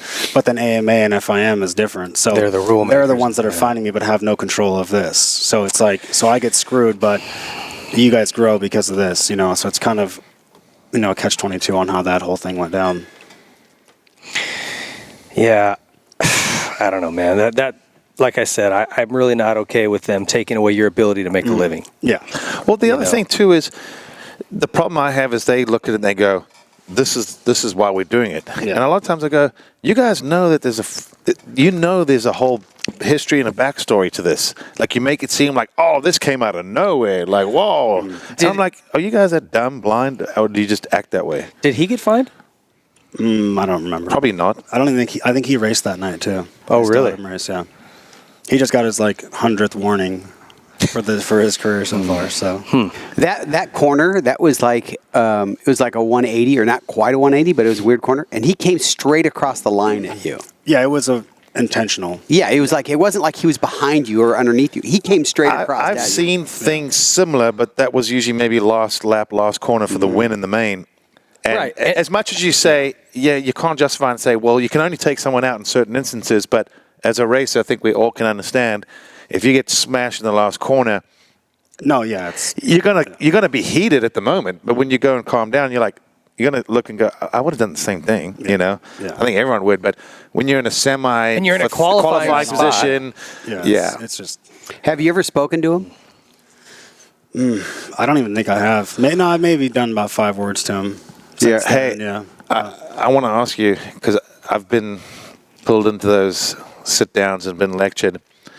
How was your feeling? Because I know that when I'm heated and I'm getting scolded about my behavior or something, it doesn't sit well. I know I won't mention names, but I've MF'd a few people back. Steve Whitelock was one of them. I lost my shit, and I called him every name under the sun. And I remember Larry Brooks, the team manager, and he's pulling me down because I'm leaning over the counter, and he goes, "You're not helping, GL. You're not helping. Just shut up." And I'm like, but how are you? Because I know in that moment when someone's like, you shouldn't be doing that, and that's not acceptable. I remember my head was just like, I had blood come out my ears. Yeah, I think when I was in the semi with Gallagher, I was pretty livid. Like, I was talking some shit about it and whatnot. And Did you get into it with him at all? Like, did you give him a piece of your mind? yeah, multiple times. I figured. I did. I just want to know when I'm in trouble, if other people do the same thing, now I feel better about myself. Yeah, I've called him out on Instagram a couple times, like just stupid shit like that, but whatever. I like Gallagher as a person. Like, face value, he's always been nice, friendly, whatever. But as the role of what he did, I think he's done quite a few pretty bad fuck-ups. Yeah. Has he ever raced a motorcycle? That's the other thing I always question with people making these decisions. Because when you talk to them, you explain your frustration, you can tell they don't get it. You know what I mean? Like, Yeah. oh, what do you mean? Don't let things build. 2 wrongs don't make a right, GL. I'm like, I think he said the same shit to me. yeah. I'm like, okie dokie. You know what? 2 wrongs equals 3 rights coming back at you, you know? I don't know. Well, like I said, to me, fine them, right, and give that money to Asterisk or Alpine Stars now. That everybody wins, right? Because you can still race. Yeah. You'd be okay with that? Alpine Stars get some money, so cool, and Tax write-off. maybe that's even tax deductible. Yeah, I don't know how it goes. And everybody's trading off that image. And they're all, even AMA's trading off that image of what happened. Yeah. Well, think about it. I think Brian Deegan launching his bike over the finish line at the Coliseum really helped propel him, his image, this, the Deegan bad boy guy. Like, let's just say he won and did a one-hander. I don't know if Deegan's sort of persona would have sort of taken off like it did, right? It kind of is It your definitely DNA. helped. It definitely If you're helped. someone like him who's just a feisty kind of guy and a bit of a scrap and people piss you off, well, to me, that's, if you're Vince Freeze or anyone else, you got to know what you're dealing with. Every situation's different. There's some pussy you can slam every corner and know he's not going to do anything, and there's other people you respect. But to me, as a racer, I never try to hit someone if it wasn't necessary. I know they were like, that wasn't necessary. I'm like, oh, trust me, it was. But for the most part, you try and avoid that stuff. But everyone's different, and I agree. I think your idea is the best. Find someone, give them a slap on the hand, let the people know, like we told them, it's not okay. Yeah, we find just him. to look good. We've talked with him. You could It's a say passionate this sport. This is a contact sport. Did the team say anything to you, or? You could get technical. You never punched him. You only touched his helmet. Yeah. There was a bug splatter you were trying to get off. It looked like. Right. I was trying to clean it for him. That was JGR, yeah, that year. Yeah, JGR. Yeah. And they weren't. Were they upset, or how would they? No, I think when I came back in after it, Antonez flipped out on me. Right, man? Yeah, he's like, I told you not to do that. Told you not to, like, get into his program and all that. And I'm like, there was no choice, And then J-Bone was a little pissed off about it. And then I think Coy was there, too. But Coy didn't. I mean, you could tell Coy was mad, but he was just like, I probably would have done the same thing. I was going to say, Coy kind of strikes me as someone that I think probably would look at that and go, yeah. Yeah, I would've done the yeah, same he was. That sounded about right. He was Yeah. fine with it. It was just the fact that I got a 2-race suspension. You know, and it was- And I'm sure with them being part of the JGR organization, you know, they deal with their NASCAR drivers getting in fistfights, and Yeah. they have to do that. It's not okay. But we'll re-sign you for a lot more money next year. Did you use their trainer, or was that program kind of done? Like early on, JGR was having you had to use their trainer and do their program. Yeah, no, it was either you live in North Carolina and train here, we'll pay for it and all that stuff, or you can live in California and be on your own. So, but I chose that to be in California for the first couple of years because I didn't want to go to North Carolina because I didn't have a house and I wasn't gonna because when I went back there I just stayed with the mechanic at the time and it was kind of just I wasn't in the position to buy another house, so I just traveled back and forth, you know, if we went East Coast, I'd go stay back there, stay with my mechanic, and just kind of make it work at that point. But yeah, that whole make you train here. This trainer is That was in the early days. That was when like Hansen was over there. I remember he said he hated it. I think they did that because of Hansen. So, But the other thing too is, you know, that I haven't spent a whole lot of time, so I don't know the weather. But in North Carolina, I mean, January, February, you could have snow and freezing temperatures and. Yeah, I mean, when I was back there, it was when we were training in like November, December. Like the track was covered in frost, so we had to like go out there, prep the track for 2 hours, just to break it up. So it's like that whole time of the year just sucked being there. But obviously, once the weather got better, the track out there was pretty badass. The dirt's good and everything. The dirt looked rad, but that outdoor track, man, you're flying through the trees. I'm like, if you ever got jiggy, I hit a tree. You did? Yeah. Like I'm talking. Did the tree apologize? No, unfortunately.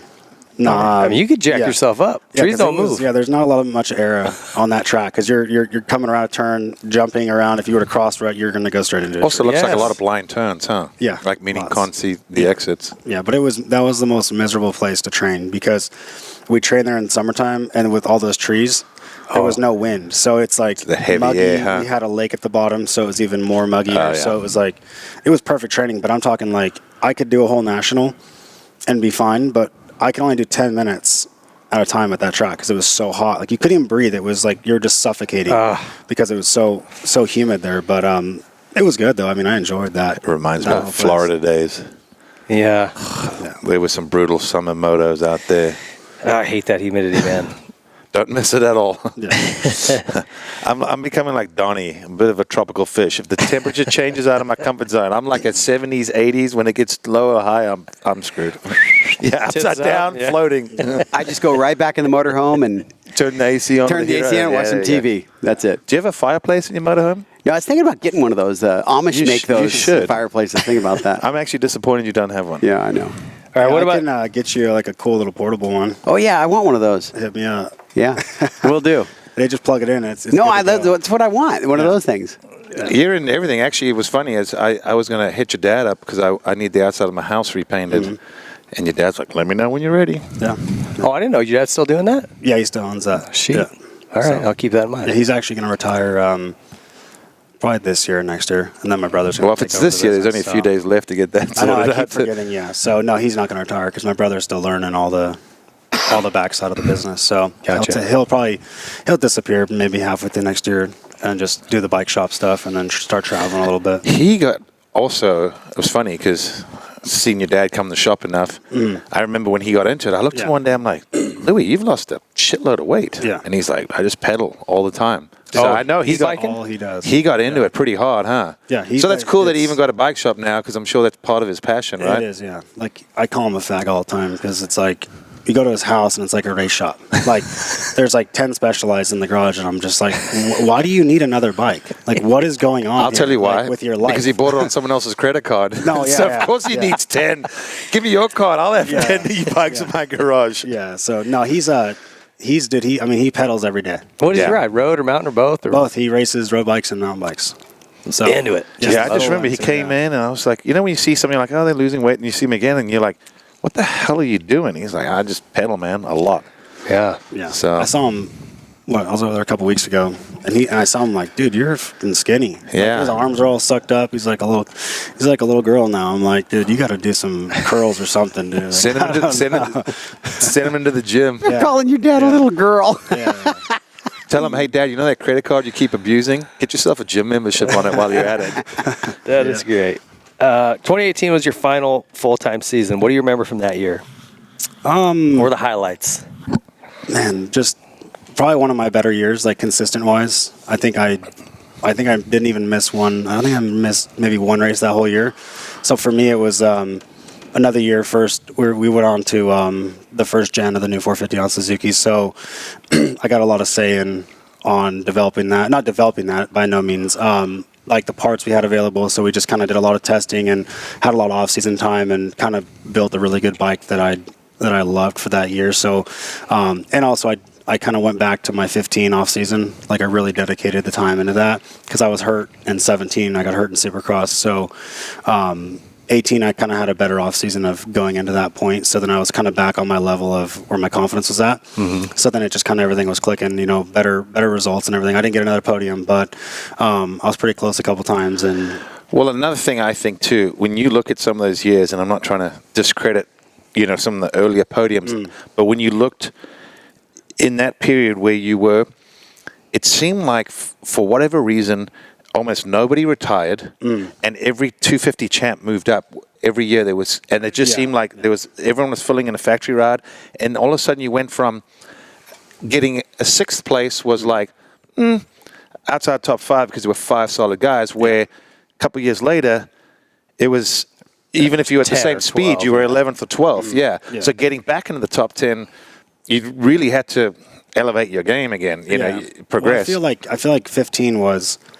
That year, 450s, there was only like 7-8 guys that were pretty fast. Like I think that year, like the podiums were pretty consistent that year with who was in there and who was out. But yeah, I felt like 18, there was way more faster guys, like consistent. Everybody was there. I think there was. You look at the roster and you're like, shit. There's 15 guys that have won. Well, you also had the Husqvarna team, which was solid and good riders. That's when Ando was strong, and so you not only had. You went from 4 factory teams to 5 factory teams to 6. Yeah. So many champs, Pals champs, 250 champs. And then, like I said, in that era, I think Wyndham, well, he was even before that. But I think he was my last year. Wyndham retired, but go look at top guys that walked away in those years that, you were progressing. And then, as opposed to, well, maybe Stu would have been one, but there was like maybe 1 or 2 guys that dropped out. But if you go look, there was like 8 or 9 250 champs that moved up. Yeah. So you kind of saw the pendulum move a little bit. Because I still remember, like in the early 2000s, I remember the one year, even on the KTM, when I had some injuries, I did a 450 outdoor national. I remember having hand issue in that and riding like shit, and still circulating in slow motion in 5th. And it was like there was no one. It was like RC was gone, and then I think it was Red Dog, and maybe I'm trying to remember 04 those years. But you know what I mean? It was thinner. It was thin.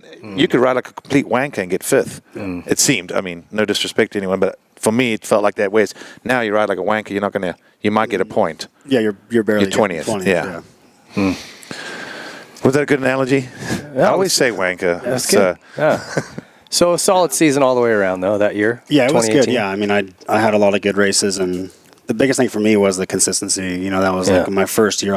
I finished every Supercross round inside the top 15, top 10. Like it was all consistent, and then outdoors as well. It was consistent. And then I think I missed the last round because then I screwed up my hand again. I had to have surgery early for that, so I missed the last round of outdoors that year. But that was just like like I said, my standout year where I kind of got back to how I felt in 2015 when I first signed. So I had a lot of motivation again to kind of get back out there, to kind of get to where I used to be.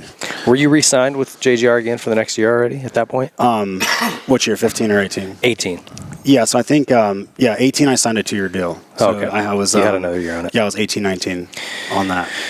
I was looking, I heard you say you hurt your hand. Do you have a trigger finger or like carpal tunnel type stuff? Yeah, I was just looking at your hand. I had the same thing on the same hand. I'd have what they call trigger finger relief surgery. They just put a needle in there, don't they? No, they do a little incision, and you have like the little channels, fascia, and they try right? to open it. Yeah, because I was having that locking finger. No, I still remember I spoke to the doctor, sorry, real quick, and he goes, what do you do? Do you operate a jackhammer? I'm like, no, I ride a KTM 250, but it's kind of the same thing. That was like 04. The guy thought I operated a jackhammer. Yeah. Sorry, KTM. You've come a long way. Yeah, but no, I started because I did this in 2017 Supercross. I slid out, or no, I spun off the face, cartwheeled, tore my perlinate out, jacked up my whole wrist, and then I came Hold your back. hand up for the camera if you don't mind, just so people know kind of what we're talking about. It's just a bed. It doesn't straighten out. So just you can close it, but it's like all my return pulley is gone. Yeah. So I came back too soon and started like tearing my tendons out of that finger. So then at the end of that year, I had to get another surgery where they went in and cut the tendon out because they either fix it. But they're like, it's going to take 6 months to heal, and it's not even guaranteed to what you do. So then my decision was just cut it back open because the tendon was stuck in my carpal, so my hand would go numb. So they just cut it back open and then relieve the tendon, and it just kind of shrinks back into your arm. So that's why that has now been bent because there's no other tendon. Does it hurt to straighten it if you use your finger, or it doesn't? No, it doesn't. Oh, it doesn't shit. straighten. So Wow. So that was kind of. So that's kind of like even in 18, like that was a struggle, like just with that problem. Did you lose strength in? Yeah, I lost strength in pinky finger and ring finger on that. So just Do you still because get numbness when you ride? Yeah, because now I suck. Yeah. I ride twice a month. So I just do like my. We have a program- lot in common right now. Yeah, my program is I go to the track and just hang out, and I do 2 laps at a time. Maybe You're five, like me. maybe You're a five. show pony. Yeah, but Show if I up. drink whiskey the night before, then I can do probably 20 laps. I don't know why. Huh. So Whiskey is the solution. yeah, for me it is at least. Gives you a little whiskey throttle. Yeah. All right, hey, we're going to take a fast break here. We're going to be right back to finish up with Weston Peick. Stay tuned.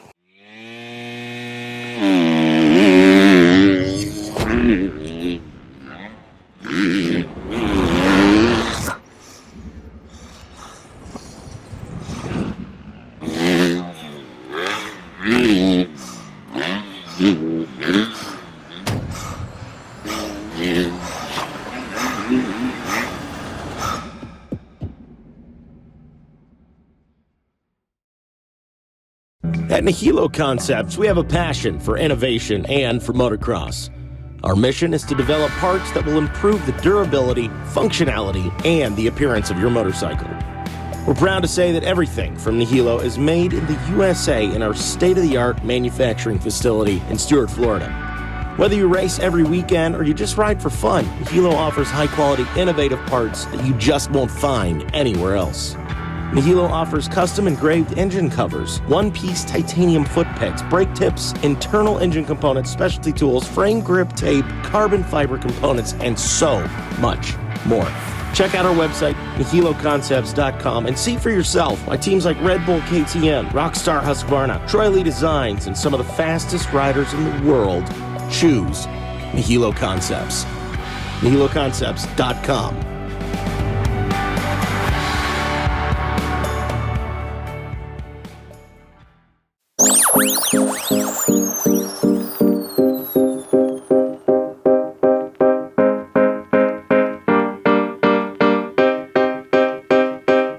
I see the sunrise. I wake up in the morning feeling so nice. I burn a couple bowls of the alright. I look out to the world and it's all mine. Yeah, it's all mine. I see palm trees and joints, kids smoke palm trees like ointment. My weed breath is fresh cause I keep my appointments. Now I can finally see, like I smoke some DMT. What you think we should sound like? What you think we do at night? Cause we the best of this shit. We made a mess of this shit. We wrecked the rest of all the Wester with the recklessness. If you's a bitch, you might get snatched up like some necklaces. This where the rest of us live. You say we feel like the West Coast.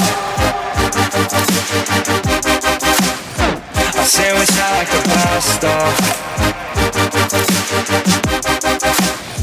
You say we feel like the West Coast. Welcome back. That was the Troy Lee Designs timeout. And if you haven't seen their new gas gear that Justin Barsh has been wearing, pretty sick stuff. Check out TLD's website, all the new 2021 stuff if you can find it. It is pretty tough to get. We actually have most of it in stock. We ordered pretty heavy, so well, there you go. I'm glad to say that we actually do have Langston a really Motorsports. good. Yeah, at least with the gear stuff we saw 2021 maybe being, the new lines being a bit of a challenge. So we got our orders in early. We went heavier than normal. And so, we have a pretty good stock at least of all that stuff, all the parts, garments, and accessories. All right. Well, if you're local, Langston Motorsports has it. Check it out. Shameless plug. Yeah. And before we get back into Weston's story They'll here, ship it too. Yes, we will. can you order it online? Go on your website? You know what the problem is? .coms are really good for that. So I tell people, if you can't find what you're looking for online, because we're not a .com, call. We have people that can literally just pack it, ship it, run your credit card, and you're good. There you go. So, we can, to answer your question. Hey, I wanted to just give a quick shout out to our pal Brock Sellards. Found out his father passed away, and I know he's struggling. So I just want to send some love to that family. Kenny was a stud, and it's the sweetest family. And they were close. Yeah. We love you, Brock. We miss you, buddy. Yeah, we do, bud. All right, Weston, getting back into your story here, it kind of brings us right up to the Paris Supercross in 2018 and your crash and injury. So probably, I'm sure you've told this story a million times, but take us through kind of what happened in that race. I watched the video again the other day, just kind of prepping for this, and it's ugly. Yeah, I mean, it kind of started off, I wasn't even supposed to be in France because we're supposed to be in Japan racing a week before that. It was one of the promoters that was doing it back in the day when they raced in Japan. I don't remember if you ever did that. Osaka or Fukuoka?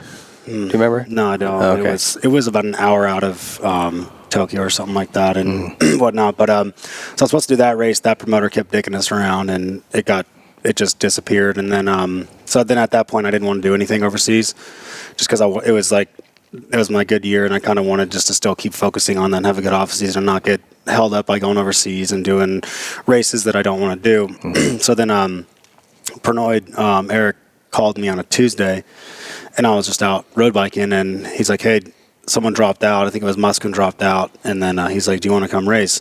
And I'm like, well, when? He's like, oh, you got to fly out tomorrow. And I'm like, well, I don't have shit ready. The team's in North Carolina. So it ended up happening super quick where we did a deal with me and Hill to go over there. So we just, Travis Souls, my mechanic at the time, he got all the parts ready together. All we did was brought suspension and just hard parts, no motor. So it's kind of everything was super like crazy last minute. And it was like kind of like one of those things where you're just like, you don't want to do it, but it's such good money to go over there and race. It's like, you can't. They always paid good. Yeah.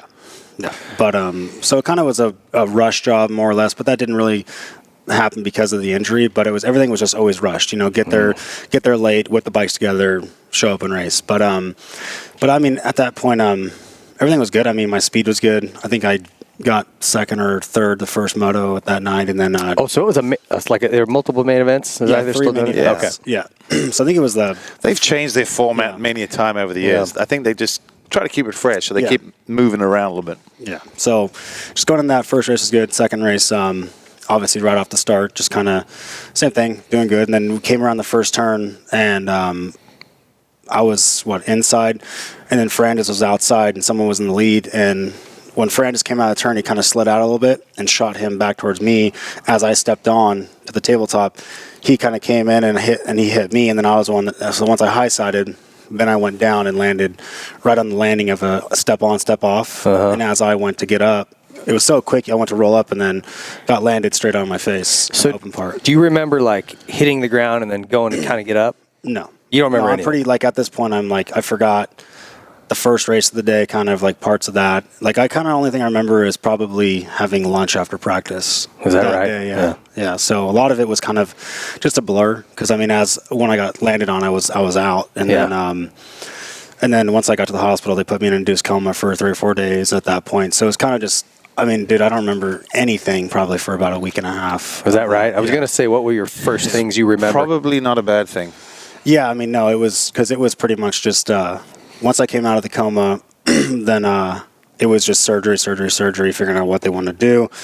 Then my dad was thinking about having me flown to the States, to a hospital in the States, but they're like, no, it's too bad of an injury. You can't go into pressure like that, the pressures and all that. So, but I'm actually grateful I stayed there because they did an awesome job. Were you in Paris? Where were I you? was in Paris. Okay. So Was it tough though with the language barrier, or did the doctors mostly speak some English? No, a couple of the doctors spoke English. Yeah, I was going to say usually they do, but the nurses and that's where it gets tough. Yeah, huh? dude, it was because the most of the care was the nurses. You know, we had 2 or 3 nurses on staff, and that was the headache, just trying to figure out what's going on, number one. Like, there was no communication between the nurses and me, and then, you know, my dad and Travis at that point in time. So it was such a struggle with, like, figuring out what the hell's going on. Oh, when is he going to go into surgery, or when is it going to happen? So everything was always, like, super delayed. So then Pernoid and I should remember his name. Javier?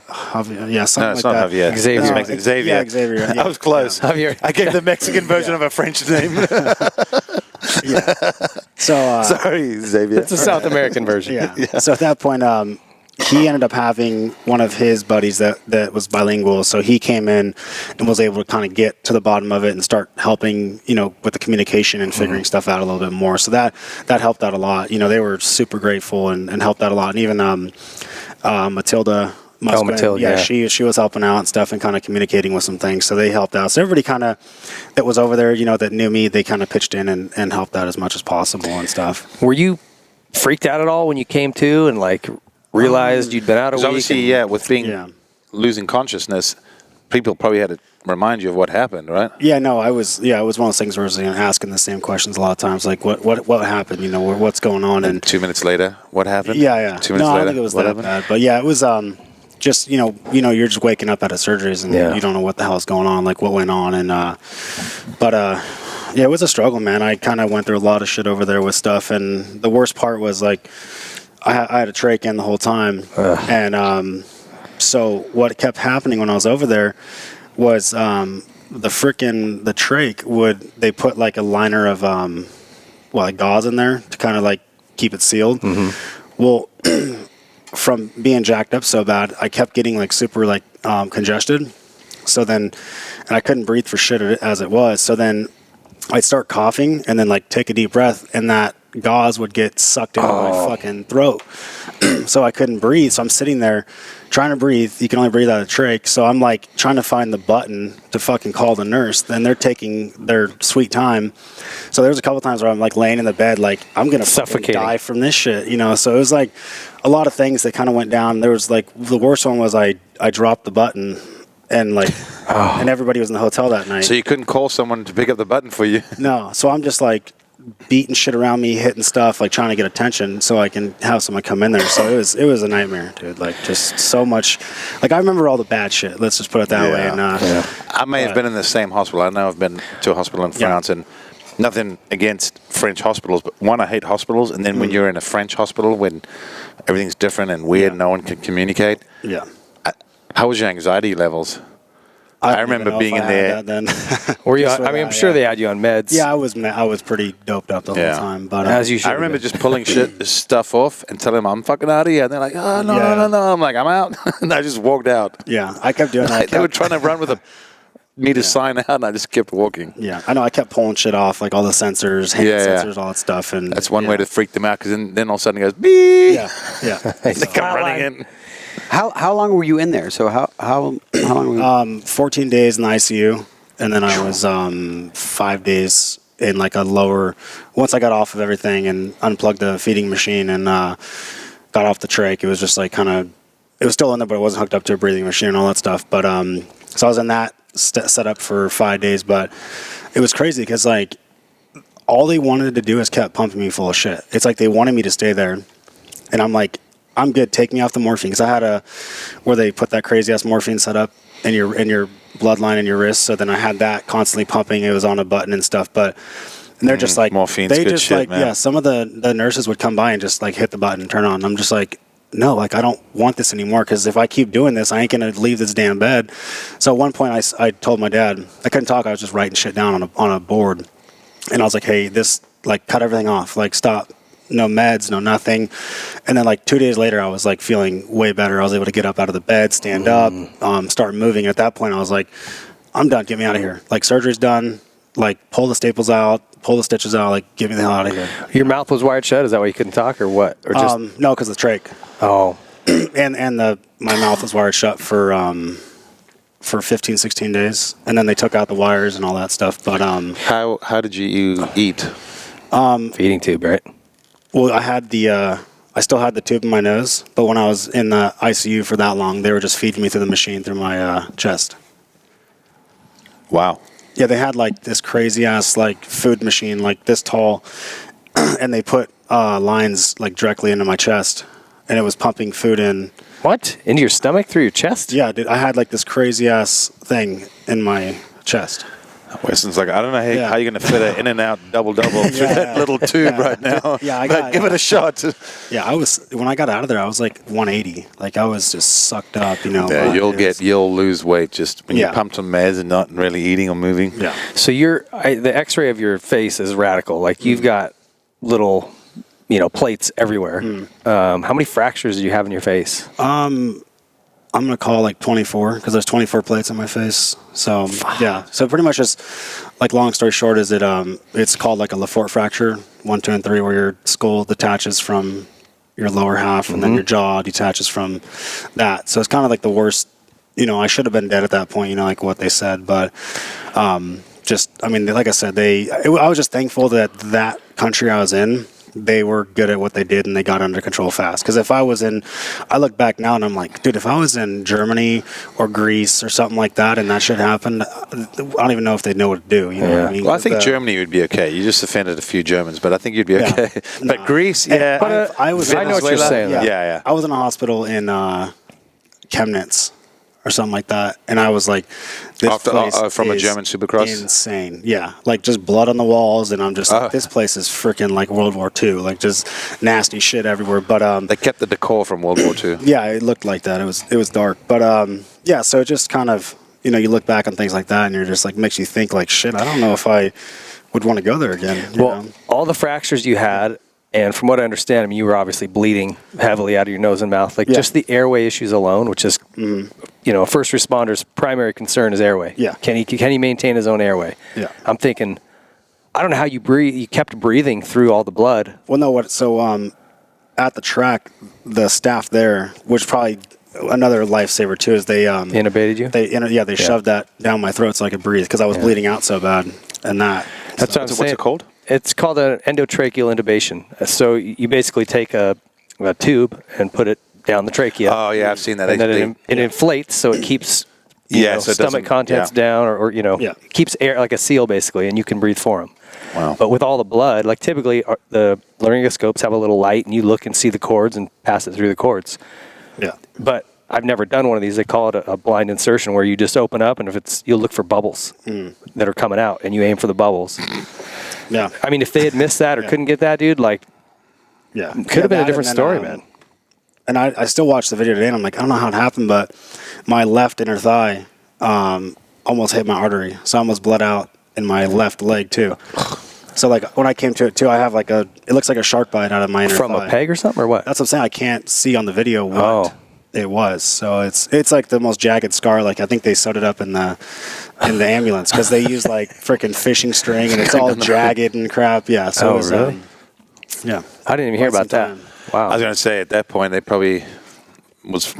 Well, kudos to the track crew because Yeah. truly that could have gone sideways. Yeah, that's what I'm saying. So I'm thankful for the staff that was there that jumped on it that quick and knew what to do. One thing I got to give those guys credit. We've all been to that event. They're very professional. Yeah. No, they do. And in a situation like this, when you really need it, because I don't, when you're telling me a story, I'm thinking to myself, I don't know if I've ever gone to a race and said, I want to put my life on the line.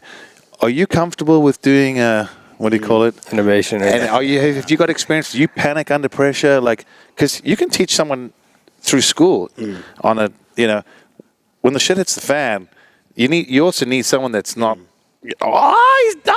Yeah, well, that's why you're here, man. Like, help him out. You call somebody. Yeah, exactly. I'm somebody. Shit, I shouldn't have graduated so soon. That's what I'm saying. Like some of the squirrely races I've been to, I look around. I'm not making any light of it. I'm just saying it is true what you said.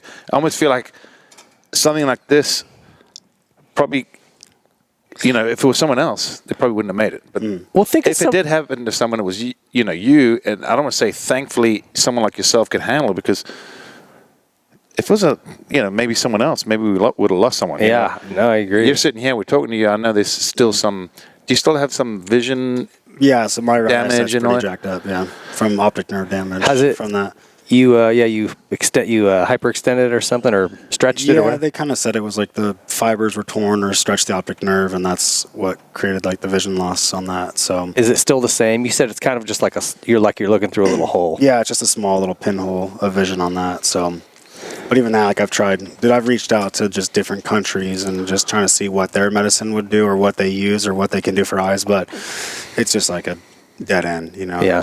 You almost need to freaking hire somebody else that can reach out to these people and get some information. Because I reached out to a couple countries through emails on high end eye places that do stem cell therapy or some type of something, and like no response. It's all just dead ends. Is that right? Yeah. Just no, they wouldn't get back to you. Yeah. But And you said to me, or I saw somewhere you were blacking out your goggle on that side. Yeah. And just so you could ride with one eye. well, because it's since it's not a lot of vision, That is hard too. It my right eyesight, it pulls into my good eye. So like it's not even that I could see that well out of this eye, so it almost blurs my good eye. So it interferes so if I'm like looking at you, I just see like a blurry spot that's in this frame in my good eye. So that's why when I ride, I've gotten used to it now, but in the beginning stage when I was riding, I'd be riding and I was seeing shit that wasn't that close to me. So that's why I used that. And then I had some contact lenses made too that were just blacked out. So it blacks out the lens so that I can not have to tape the goggles off. Because then at that point now it's affecting my left eye when I'm looking to the right. Right. So- Yeah. And then that also starts throwing off like your depth perception and everything like that. Is that hard? Like I would imagine picking a rut or like, I don't know, shit. It's got to be tough riding with. No, it is. The hardest thing for me is the ruts, like just getting into a rut and just the depth perception of it and just figuring that out and like breaking bumps. And if it's a track that has like dark dirt, it's freaking, I might as well not even ride, so. I have obviously had eye issue, but it was through cancer, but I have some of the kind of similar issues as well. And fortunately, I think my other eyes compensate a little bit. But man, in the beginning, I would come into a corner and I'm looking at the rut focusing on, and then I'd almost eat shit and go back and I'm like, oh, it was a big rock. I didn't even see it, or like a big hole. And I'm like, oh, that's a little scary. So it is. You got to turn it down just a little bit when the vision's not that good. Yeah, dude, I crashed my road bike like 2 months ago. I was just road bike down the street and it was like early in the morning and the trees were shadowing the bike lane, and I'm probably going like 20 miles an hour, and I freaking hit something in the road, and I'm just on the ground, hit the ground, slide into the curb, and I get up and I'm like, what the frick just happened? And I get up and someone lost like 5 or 10 of like the gyms, like the Smiths machines that have all the squared weights. Yeah. They were just like laying in the shadows on the freaking road, and I straight waxed one and fucking went over the bars, dude. I was like, I haven't ridden since. I'm just like, screw this thing. I'm not riding anymore. Get a Peloton or something. And you just, then you know you're not going to hit something. So there's some struggles with. You still ride pretty damn fast though. Videos I've seen you out, Yeah, it just takes me a minute. Like if I really start riding, then I can get comfortable with it. But got to get the track down so you know nothing's gonna. Yeah. Because you were riding with Damon Bradshaw, and when you guys were up in Boise. Yeah. Was it earlier this year? No, that was our launch in I think 2019 because he was still on his gas at that time. It's been a long year. Yeah. That's why I thought it was still this year, but it was actually 19. Okay, so it was last year. Yeah. Tell me about the insurance you have, because this question comes up a lot. Guys, they'll get pissed that people are fundraising for guys, and to me, and I know Gio got in some trouble on Twitter recently about going after a guy, Tevin Tapia, who had been hurt a couple times. Maybe he didn't have insurance, and I'm on your side. If a guy doesn't have insurance, you got no damn business on a dirt bike. No. So, and I think on any level, amateur, pro, I don't care. You have no business on a dirt bike. Get off. Yeah, it's not worth it because then you're in a. But you can't say that in 2020. What do you mean? Oh, because you'll offend everyone. But my point is, it should be if no one explains it to you. I mean, let's be honest. Go to Jeremy McGrath, who's probably the least injured top rider. He still had insurance and still went to the hospital several times in his career. It's not if you get hurt, it's when. I mean, that's a sad reality of our sport. Yeah. Fortunately, most of our injuries, unlike the one you just went through, is a broken wrist, an ankle, maybe a leg.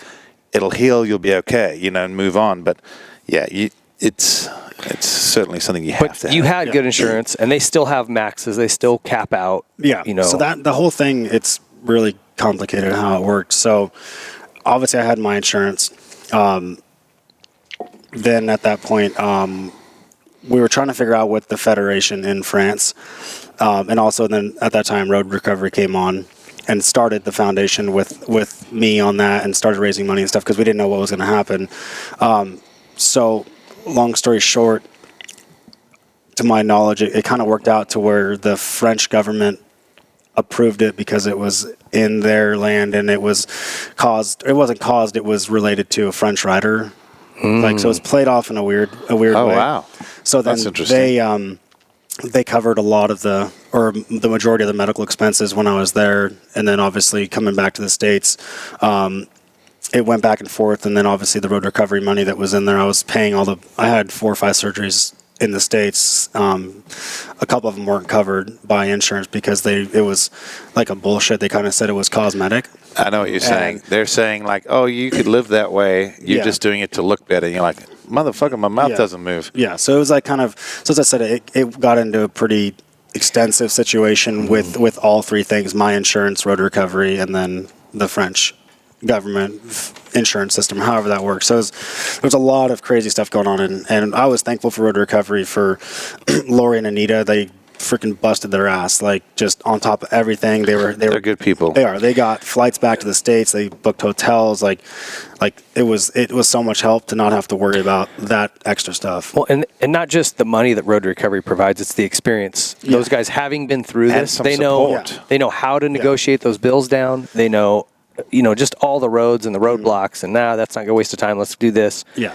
Man, huge help, huh? Yeah, Anita was like, "Did I send something to Anita?" And she's just like, "Yeah, that's BS. Like, I'm gonna handle this." And she'd be straight on the phones. Like, I gave her like power of attorney to handle all my insurance stuff. So when something came in and was not right, That's she pretty would cool. just jump right on it and handle it. So it's pretty awesome. Those to guys have are that. awesome.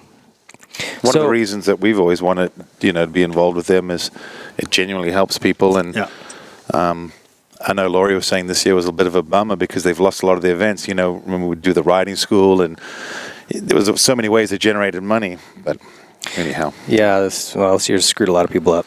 Did you have a Lloyd's of London policy, like Yes. a career-ending policy? Yeah. So tell people a little bit about that, because I think maybe there's some confusion about how those work. So And who talked you into that? yeah, so thankfully it was back when I signed with RCH in 2014. My dad and I'm just drawing a terrible blank. The guy, the silent partner at RCH at the time. It'll come to me. Justin Amstead. Oh.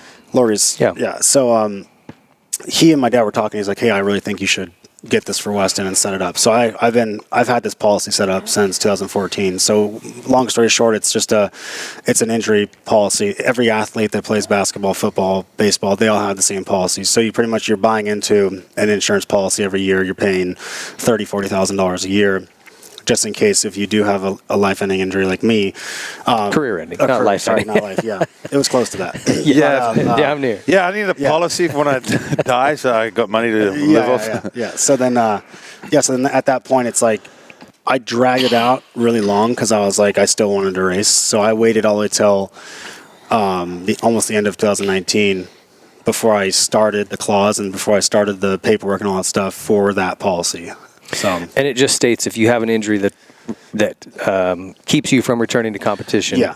They even And then- have it where, like, I know with Fro when he broke his back, that went through some muddy waters, and they said, well, you can probably still race, but a doctor said, yeah, but not at 100%. If he doesn't have all the range of motion, how can he be at his 100% level? And they came to a settlement. I was frustrated because with my issue, it was medical. So I had this lovely career-ending policy for injury, but because it was medical, I got dick out of it. Is that right? I remember, and a medical policy as an athlete, because we're so healthy, costs nothing. So anyone out there, get a medical policy. It costs you peanuts. Trust me, I would be worth $1.5 million more. And so you can adjust how much, right? Like, Yeah. Yeah. It all just depends on how much money you want to pay on a premium for. I mean, all like big time athletes, like they're doing $10 million policies. Well, I think someone might shoot me down on this one, but I'm pretty sure, like, Reggie Bush, the football player, he blew his knee out pretty bad, and it was one of those where they weren't sure if he could ever be Reggie Bush, and I think he got like at least $10 million payout for his knee, and he can walk, but it was one of those, I think he just said, I can't be the athlete I need to be, and I think he can. That's why he'll never play any professional sport. So is it a one-time payout, or is it? No, it's just a one-time payout. Oh, okay. So, yeah, but I mean, they at least like it's kind of cool because I think there were stipulations in there as of you can actually try to race up to 6 times to see if you can or cannot, and it won't affect the terms on your policy. But then again, it was a pain in the ass. Like there was just so much. Well, they don't want to pay it. No, hell no, they don't want to pay it. Everyone that's ever gotten money out of them has said, "Wow, man, we got you covered." They're not just writing you a check. You can't ride. You're like, my face is sideways. But you can still put the helmet on. Yeah, but they put you through the ringer, man. I think I had like a private investigator following me. Yeah, I bet you did. I had 2 or 3 different requests. I had to go see multiple different doctors on their dime multiple opinions, to get multiple opinions and all this shit, and it was just like they just definitely want to make sure and put you through the ringer, so it's I'm sure there's fraud. I'm sure there's crazy You're like, fraud. you're like, bro, I cannot see out of my eyeball. but it was kind of a frustrating situation to kind of they're probably gonna be like, prove it, keep going to that. So how many fingers am I holding He's up? throwing stuff at you. Catch that. so That's crazy, man. So, well, good. I mean, but at least, the problem is one, I'm glad you had that, and 2, I'm sure that really helped you out because, obviously you've lost your income as a professional racer. You've got a mass amount of bills, and you're hitting the reset button. So I'm sure that helped out a big time. Yeah, I know it helps. I mean, and also, through racing, man, I was always smart. My dad, thank for my dad, he was always just like, don't spend money, don't be an idiot, put your money away. So, I mean, those few years I was racing and making good money, I was always smart and putting money away, maxing everything out, investing, into multiple different platforms. Hey, I was over at West Coast UTV the other day. Yep. And I saw a truck of yours in there. Mm-hmm. That's where I stole all my shit at. A C10, right? I noticed. I saw your side by side there, and Yeah. So that's where I've known Dustin for years. He's known me since because I used to race with his son back when we were amateurs and stuff. So we go way back. So he takes care of me on all my stuff, and that's where I store all my your toys. I don't have room in my house. It's just I gotta drop it off for a little bit. So good problem to have. Did you still have a bunch of bills you had to pay personally?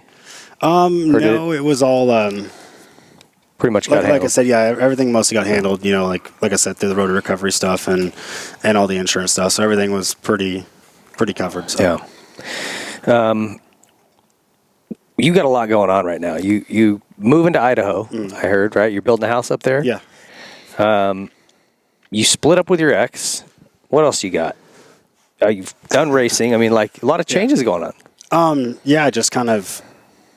I've always wanted to get out of California because I had my house in North Carolina for 2 years, and then after my injury, I was like, well, there's no point of having a house here because I'm not going to race anymore. So I sold that house last year, and then just kind of jumped into a new business. We sold my vape shop in 2019 December, and then my neighbor Jody we started chatting a little bit, and he was like, oh, let's open up a retail store. So then I jumped into furniture. And we're still doing that right now. So I got that going on. And also I'm with Fly full-time doing brand ambassador stuff with them, traveling, events, ride days. So it sounds like they've sort of had your back through the entire... Yeah, no, they're amazing people up there. WPS is a pretty cool company. Those guys they're passionate about racing, and they take... You can look at any guy that's been with them, like Shorty, Kennard. I mean, they hang onto their guys long term and take care of them. I really like that. Even as a dealer, WPS is amazing. Yeah, no, they're great people. Like I said, I've been with them for 11, 12 years straight. Using their gear line. So I mean, they're like family to me. I'll walk in and everybody's awesome, and they offer you opportunities. You know what I mean? Yeah. Like I said, I was like, hey, I'm not going to race anymore. Like I want to stay with the brand. Let's transition into a brand ambassador deal. So now it's me and Bradshaw are their main brand ambassadors, and then so my decision to go to Boise was to kind of be closer to them, to just kind of do other opportunities with the company. Yeah, because they have so much stuff. They have Well, the roadside, the thousands Harley of side. lines, you know. So it's kind of, and I wanted to get out of California. I'm just kind of burnt out on I it. can't figure out why. Why, dude? I know, right? So bitchin' here. Gavin Newsom's crushing it. I know. We tried like 16 different restaurants today to try to stop and find and eat at, and just it's all just takeout. But You reckless bastard! How dare you? How dare you want to do that? Gavin Mussolini gets to eat out if he wants to. I know, right? That dude's such a piece of work. Boise, I need to listen to some of my own advice at times. Yeah. have you spent much time in Boise? No. It's bitchin', dude. Like, I love it. I'm just scared of the winters. they're not that bad. I shouldn't. fish, People in tropical Boise are fish. probably going to be cussing at me, but the winters are super mild. You came in from Boise. Montana, bro. Right, and that's a miserable winter. Right. Don't move to Montana. No, my point is that you can't say that Boise is not that bad coming from Montana. Well, he can. Whereas when you come from South Africa, where I grew up, it's subtropical. There's no winter. I mean, when we put a jacket on, it's like, gee, what happened? There's a cold front. Everyone was pissed off. It's 72 degrees. No, it was like 62. Oh. Yeah, but Don't be an asshole. Don't It get was carried like away, 60. dude.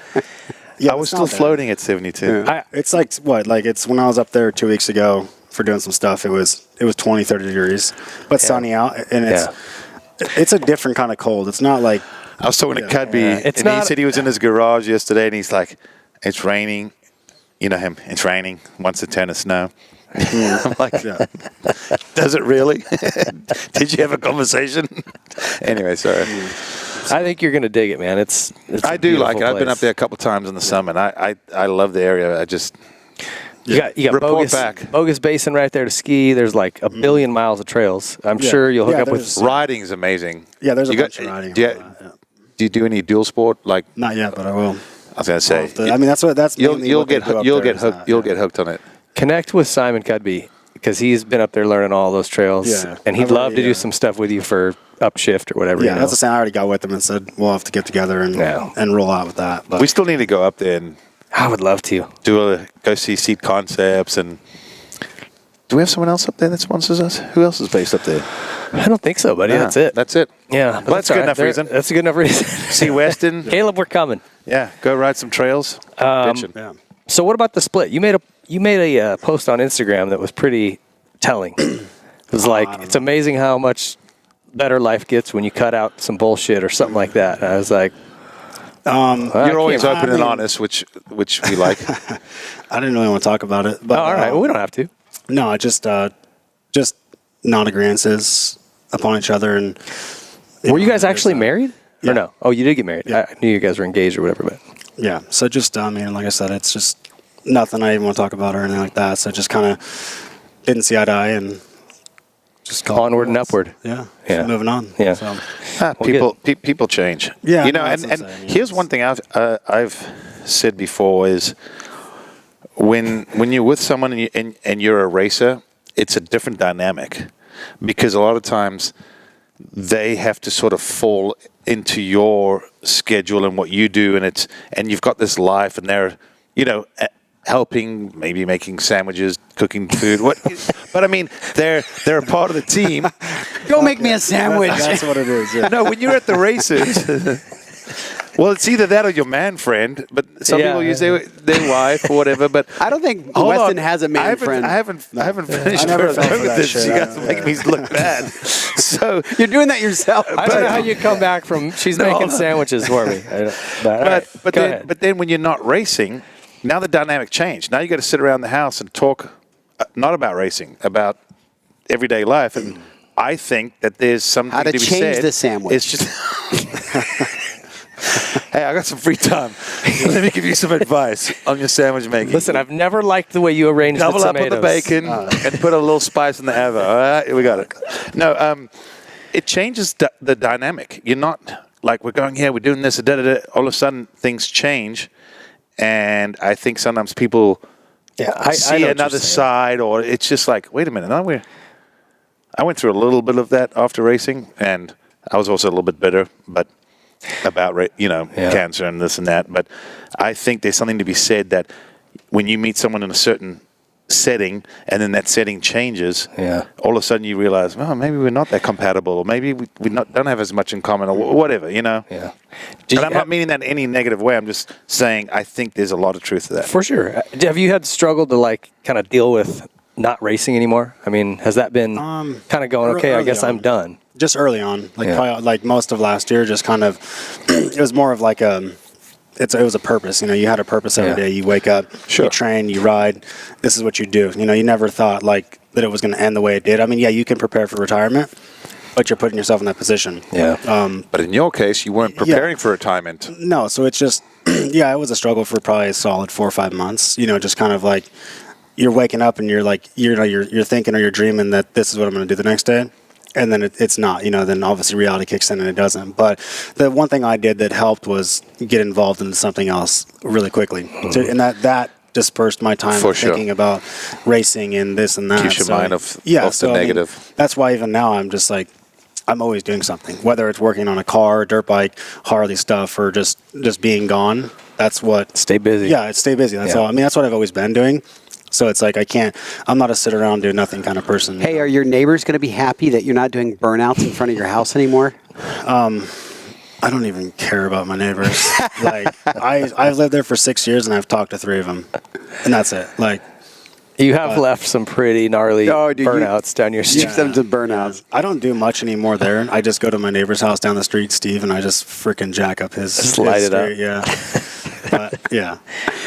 The Wildemar police. Weston, we've heard another burnout. Yeah, see, now I can't do anything anymore because Menifee just hired, or they just started a whole new their own department, and they took over the sheriff's department. Oh, it's not Riverside County Sheriff? Yeah. Oh, dude, we're all like, we have like 12 cop cars now that patrol. Oh, they're all brand new and fancy, and they're everywhere. I'm like, man. Yeah, they took over Menifee City Hall. So it's like, now it's like if you do one thing stupid, there's a cop 5 seconds away. So now you can't even do anything dumb anymore, or you're just going to get caught up. So. You can't do a big old 100-yard Bernie. I do, but like cautiously. Be careful. Yeah. No, it wasn't me. Yeah, just park the car real quick. All right, simple question. Who would you like to punch in the face in this industry? Just one person? No, you as many as you like. Let's hear the list. Hang on. I'm the closest. Line them up. Can I sit that Here, side back real up, quick? Gio, back up. I may or may not have said I something. would still like to punch Vince, like straight up. Just have a scrap with him or something. And then Gallagher. That's probably about it. I'm not like, nobody else really did me wrong. Like, to where I can think and be like, oh yeah, that dude. But Those two I'd probably punch Barsha too. Like, I like Barsha, like we get along, but I would just punch him. I like for- him, just to hell but of on it. like on a punching basis. I get it. His face is just very punchable. Yeah. What, you guys had run-ins throughout the years? Oh, yeah. Yeah. Yeah, we had a run in. At least you always know where he is around you. Yeah. He's floated a lot of outs right. at JGR. No, we had a run in, like, I was still privateer at point. I think I was like 13 or 14, and we got into it at a Supercross race, and he freaking punted me like last turn in a heat race. Like, we're both in qualifying position. So after the track, we're riding back, and I'm just like, F you, like this and that, screaming at each other. And Hey, that was on TV. Yeah. That was on Going down the TV. tunnel. And I was like, I'm going to fucking kill you, like yelling at him. So, and he's like, whatever, like he's a good person. So he goes taking off and goes and tattletales on me to AMA and said that Weston's trying to attack me and threatening you with me his and shit. life. And I was just like, God. I had someone do that once, saying he threatened my life. I'm like, okay. Yeah. So Come on.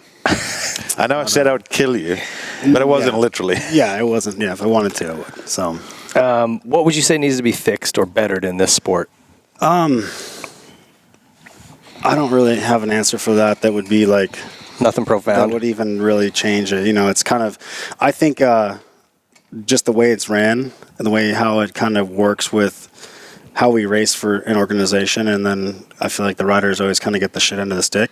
We're not talking teams. We're just talking strictly how we show up. We race. We pay to race. We pay to race every weekend. We pay for credentials and all this bullshit. But it's like you get to that point, and it's like they keep asking us to do more, and they want more out of it. But then we're still showing up and paying to race. You know, it's kind of bullshit. I think in the future something that would be better is, it kind of sucks for people that are privateers, but like it needs to be kind of more of like a union. Like it'd be like a hard fought type of a union, but where it's like you have your main group of guys that you know are going to be on a team that are this or that. They should be getting a cut of something, because it wouldn't happen if it wasn't for us and vice versa and whatnot. But it just kind of, I think something needs to change as in the structure of like how good you are at riding. Like if you're terrible for so many months or a whole year and you don't really perform that well, you shouldn't be able to race Supercross. Like I feel like some of the people need to be winged out of like if you're not progressing, if you're not getting better and you're just the same guy, like I feel like there should be something else for you guys to do for racing. Like not so much in this league of racing. But that's just my opinion on how I see that. Like there's got to be something like how it was Arena Cross. Like a B main or something like that. Like, yeah, something different that kind of separates the athletes. You know what I mean? You get to a point and you're at the top of your game, but then it just gets disrupted. But you know what that would do? Talk about the B main or, whatever. It'll help keep people in the industry, because the problem with our industry is if you're not really winning or one of those factory guys, it's like there's no in between. It's like you're making millions. Yeah. You're paying a race. And you're paying scraping through between paying and some bonus and some income. But it's such a, it just swings so hard to me. Like it is. Like, because when I was a privateer, it's like I couldn't get a goddamn single ounce of help. Like you're just looking at people that, whether it's AMA or Feld or whatever it is, like it's like you're nobody. You just like you're walked on, like you're trash on the ground.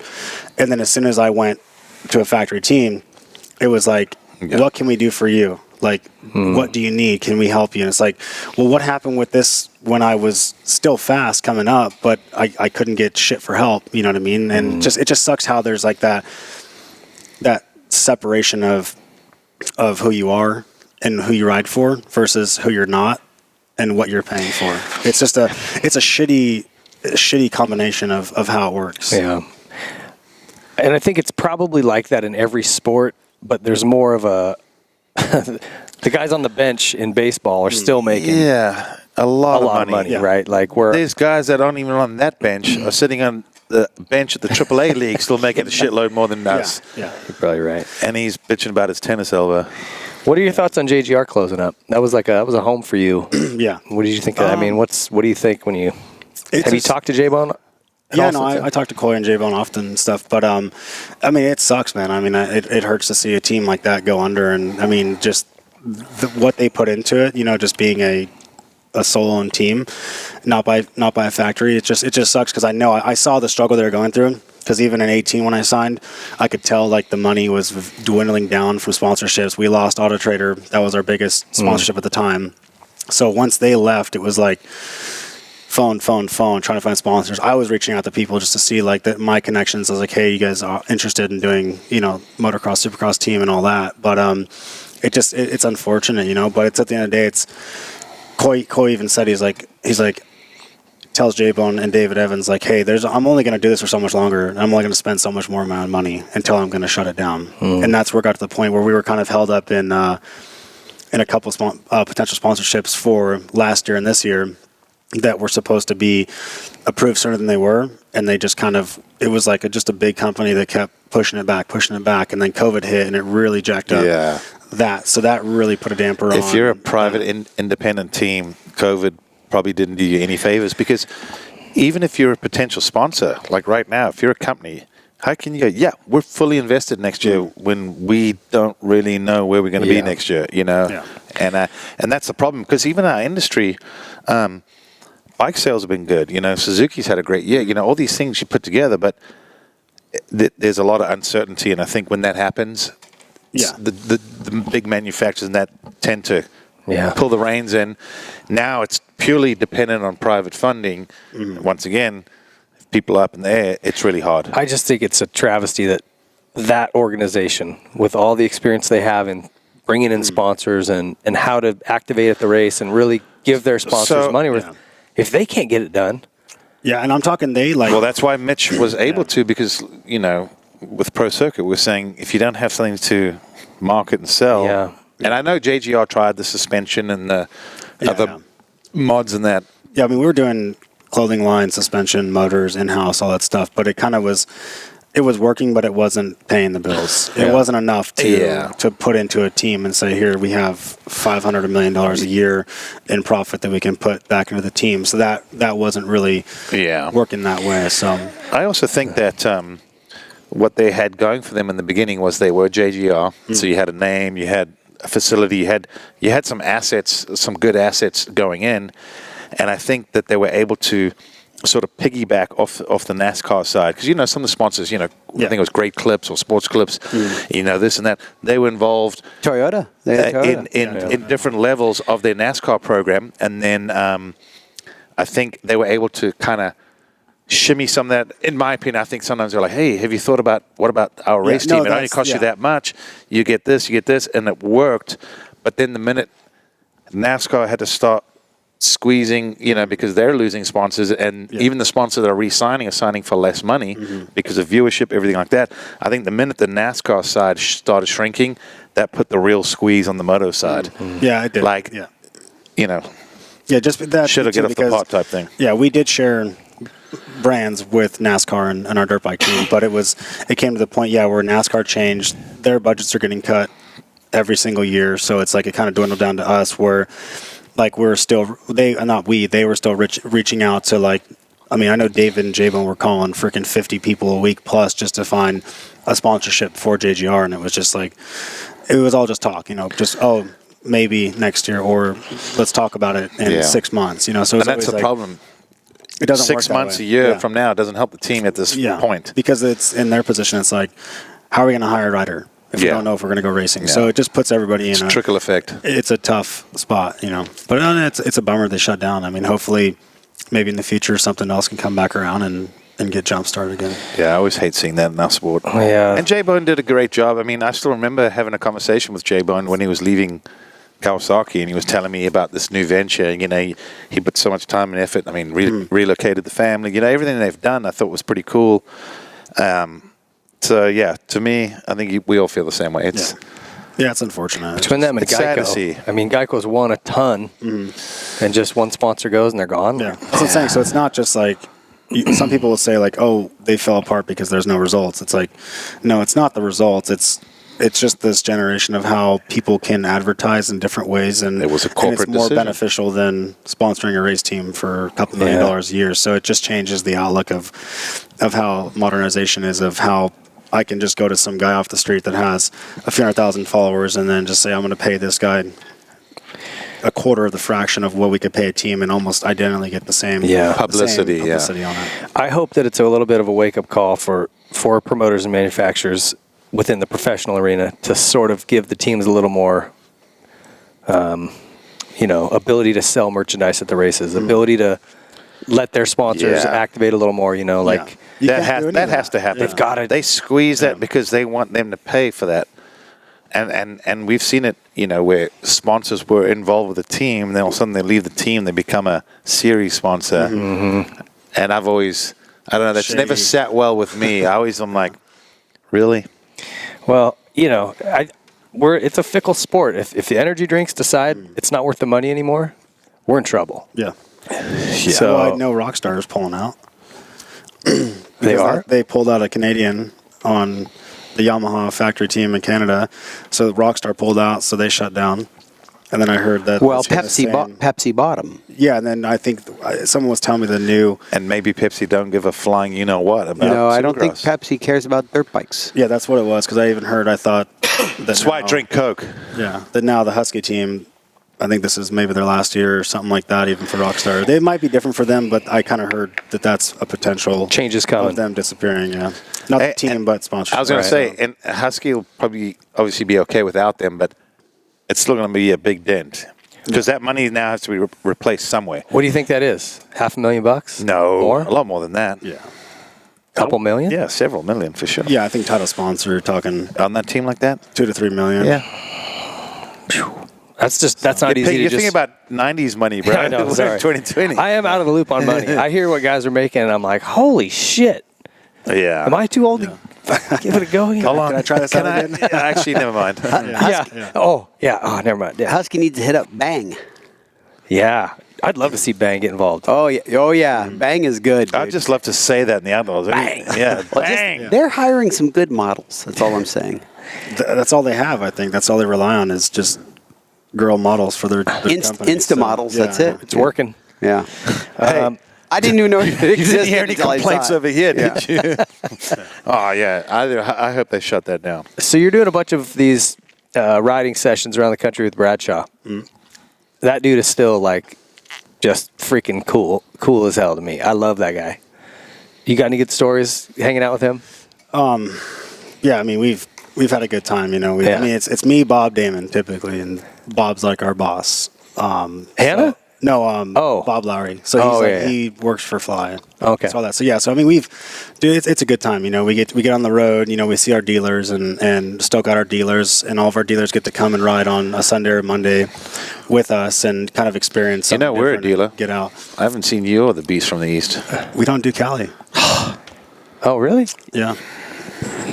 We're talking about A lot of horse shit going we're on. talking about getting something in California for next year, but it would maybe Sweet. be end of the year. But I think it would work. 'Cause I mean, we have a lot of dealers local. So, but no, it's awesome. We kind of just go out there and stoke out fans, and we try to promote it as anybody can come out and ride. It doesn't matter who you are. Yeah. Like whatever gear you wear, whatever kind of bike you have, it's on us. We cover it. And then on our ride day, our official ride day, you know, we cover food and hospitality and everything. So it's a good event, and it gets people, you know, motivated to come out and ride. You know, pumped it's up. like you guys are busting your ass at the dealership. Hey, the whole dealership can come out and ride. You know, we have, if depending on how big that area is, you know, we have 5 to 15 dealerships, and Yeah. we'll all stop and just try to talk to all of them and promote it. And hey, come out and ride. Like, just get your bike, get your gear, come out and ride. So, It's a pretty intimidating crew when Bradshaw and Weston roll in, huh? yeah. Well, I think, yeah, it's like, don't step out of line. Yeah. Everybody, just be Everyone cool. calm down. Be cool. They But you know ride, what? and then they have the simulated punching event where he pretends he takes you out and then. No, you guys Beat 'em need up. to, you guys need to take that portable. You know, like you always see with like Dave and Buster's. You know the punch bag, and Yeah. you see what your score goes. You should just bring it for shits and gigs, and just see people be like, Have you ever hit one of "I those? told you these guys were gnarly." Yeah. Have you ever hit one of those? The knockout or whatever it was? Yeah, once. I was drinking though, so it wasn't as Missed the good. ball. Yeah, I think I missed it once or twice. Swung around, hit your buddy. Yeah, hit the top of it. Yeah. Is Damon still on the sauce a bit here and there? Because we had a couple big nights out when I came to Boise for the Interam. No, That we all old- we have a good time. Yeah. yeah. He's fun, it's, dude. It's fun because I mean we just hang out the track. You know what I mean? Yeah. It's we have a small crew and just kind of hang out the track. And his style is still badass. Yeah. Like he gets all laid in, elbow down. He looks the same on a motorcycle as he did. He rips, dude. Like I'm like sometimes it's like I'm struggling to get past him. Like, yeah, he it's- goes. He still rides pretty well. So Any rental car stories? Uh-oh. Well, let's hear a I good can't one. talk about it right You can't. now. All right. He's like, I'm still able to rent from Avis, so I don't want to bring it up. Here. Hey, tell us later, and then we'll post the transcript. Yeah. Well, man, we kind of ask everybody. What final question here? How do you want to be remembered in this sport? Just as someone different than anybody else that raced, you know, which I think I was, you know, came up a different way and had a different outlook on racing and kind of did it my own way. And I don't know, kind of a badass in my own kind of way of racing. Yeah, So- I love it. I would agree with that. Like I said, going from privateer the way you were, I mean, full privateer, to making it to the level you did, it just doesn't happen a lot. Yeah.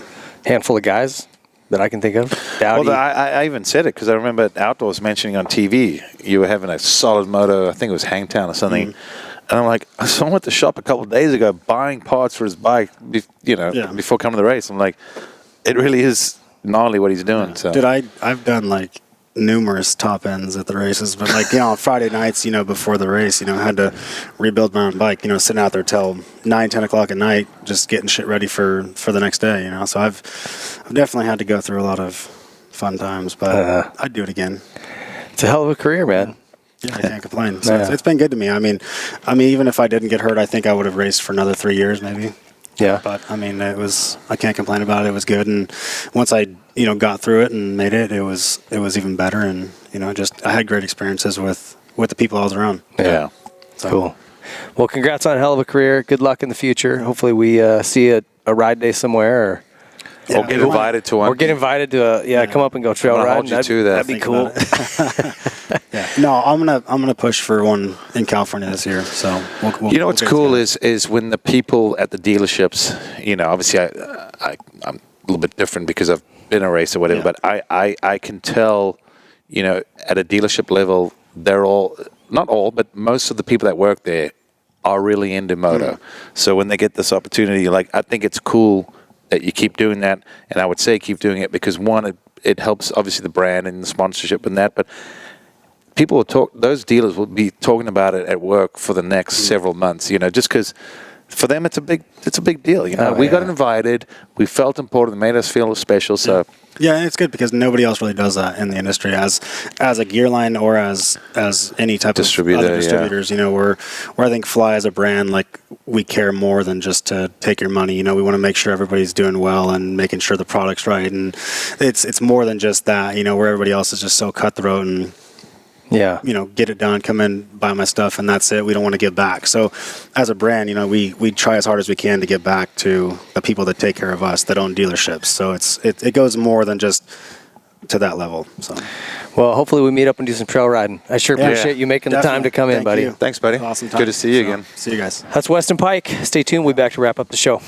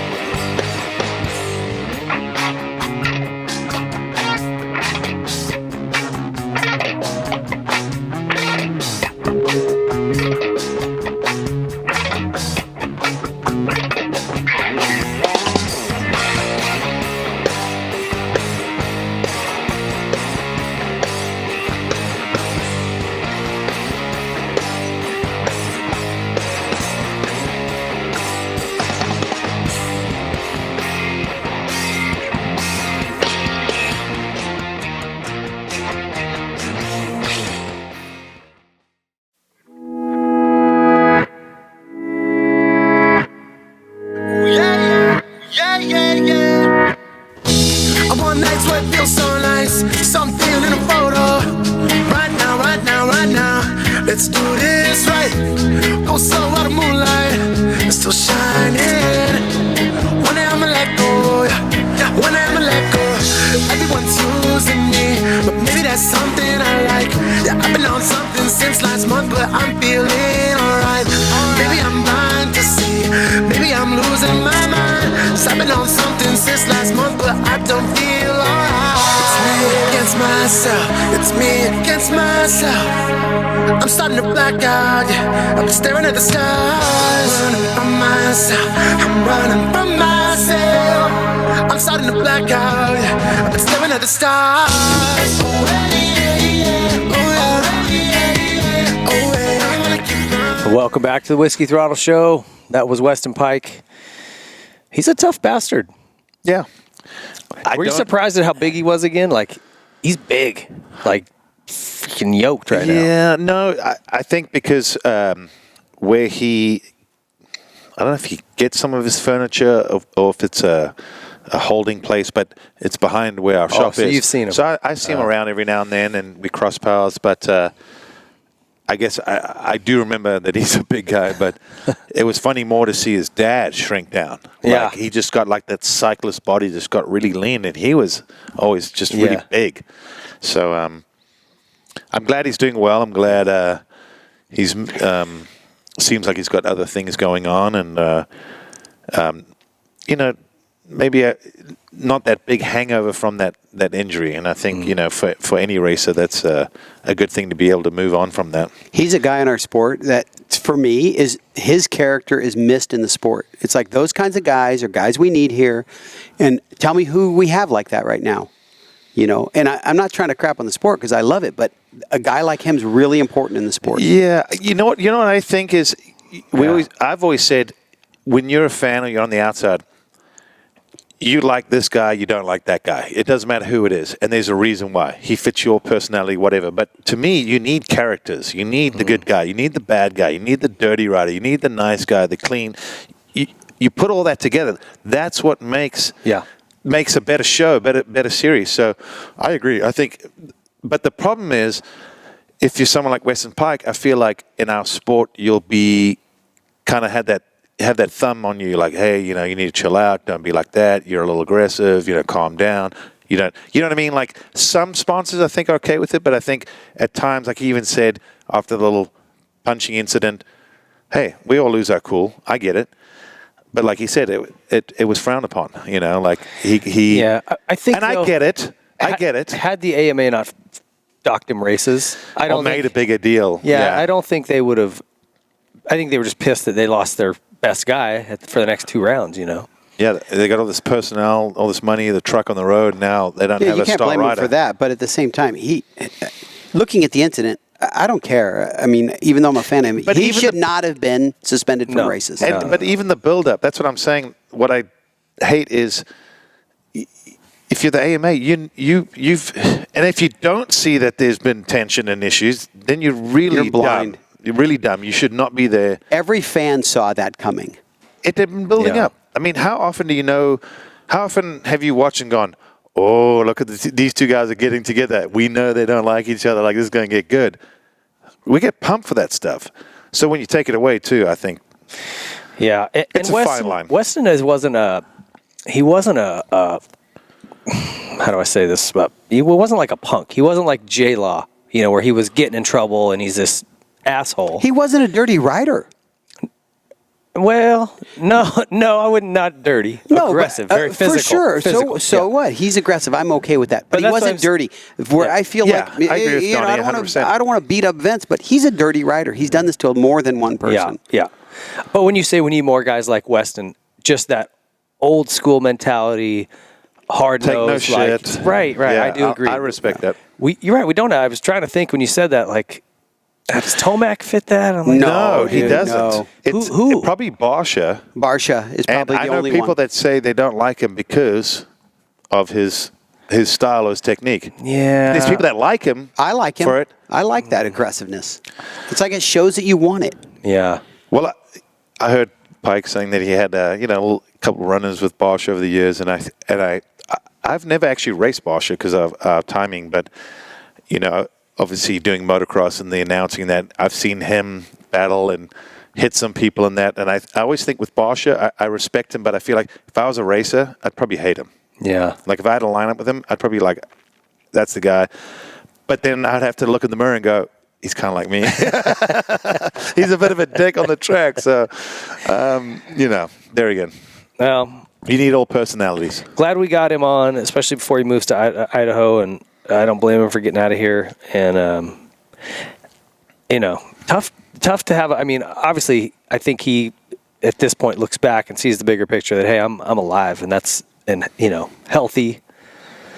If you're looking at him, I don't think you'd ever know he had all that happen.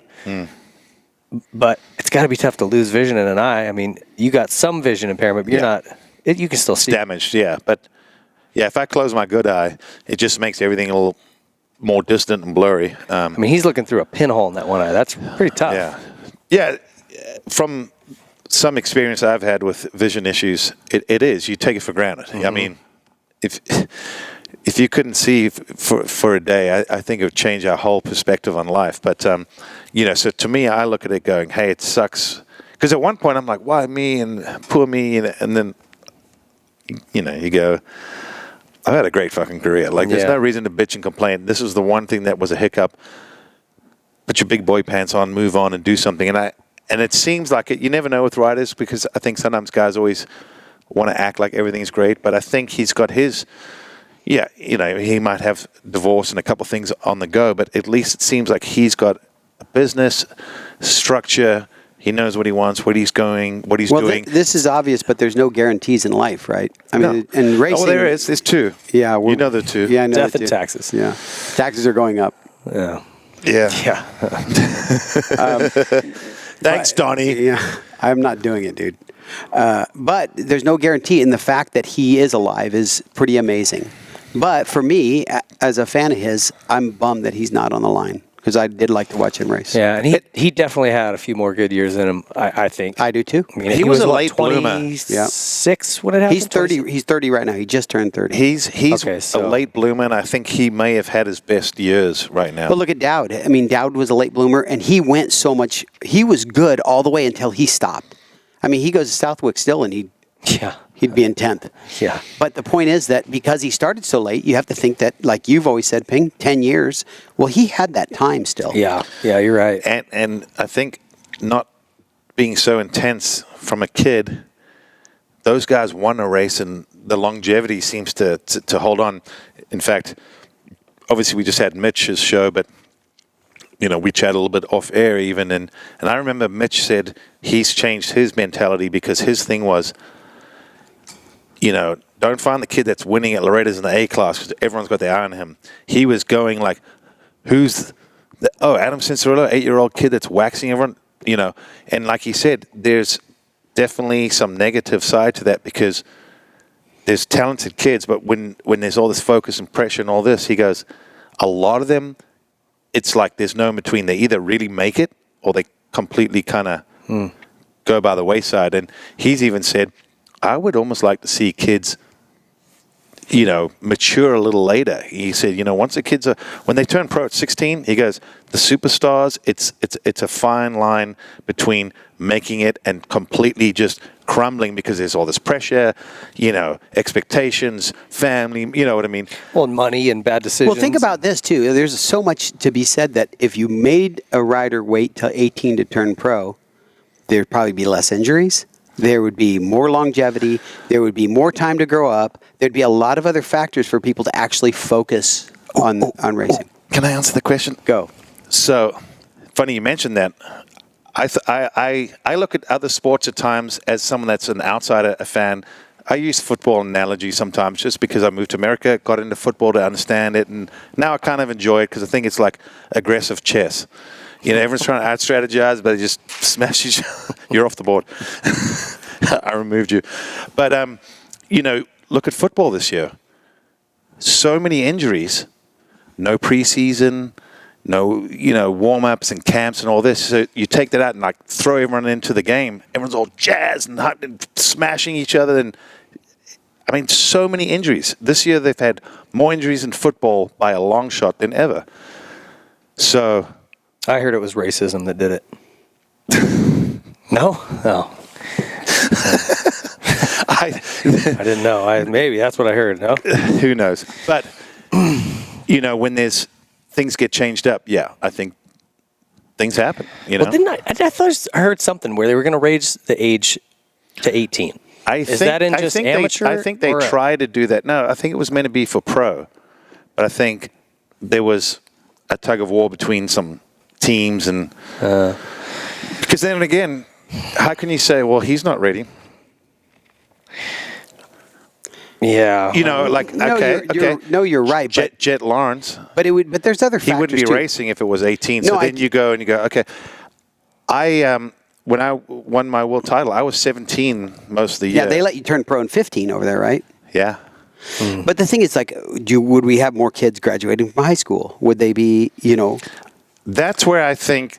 Probably not. I was going to say, they're probably not. Because even at 18, they're still going to be homeschooled through high school. Yeah. Because we're going pro. It's just that this is a rare sport where guys are turning professional at 16. And even it does happen in football and baseball and basketball, but it's rare. It's usually after high school and after college, where now our professionals are turning it at 16. And are they emotionally and physically really ready for it?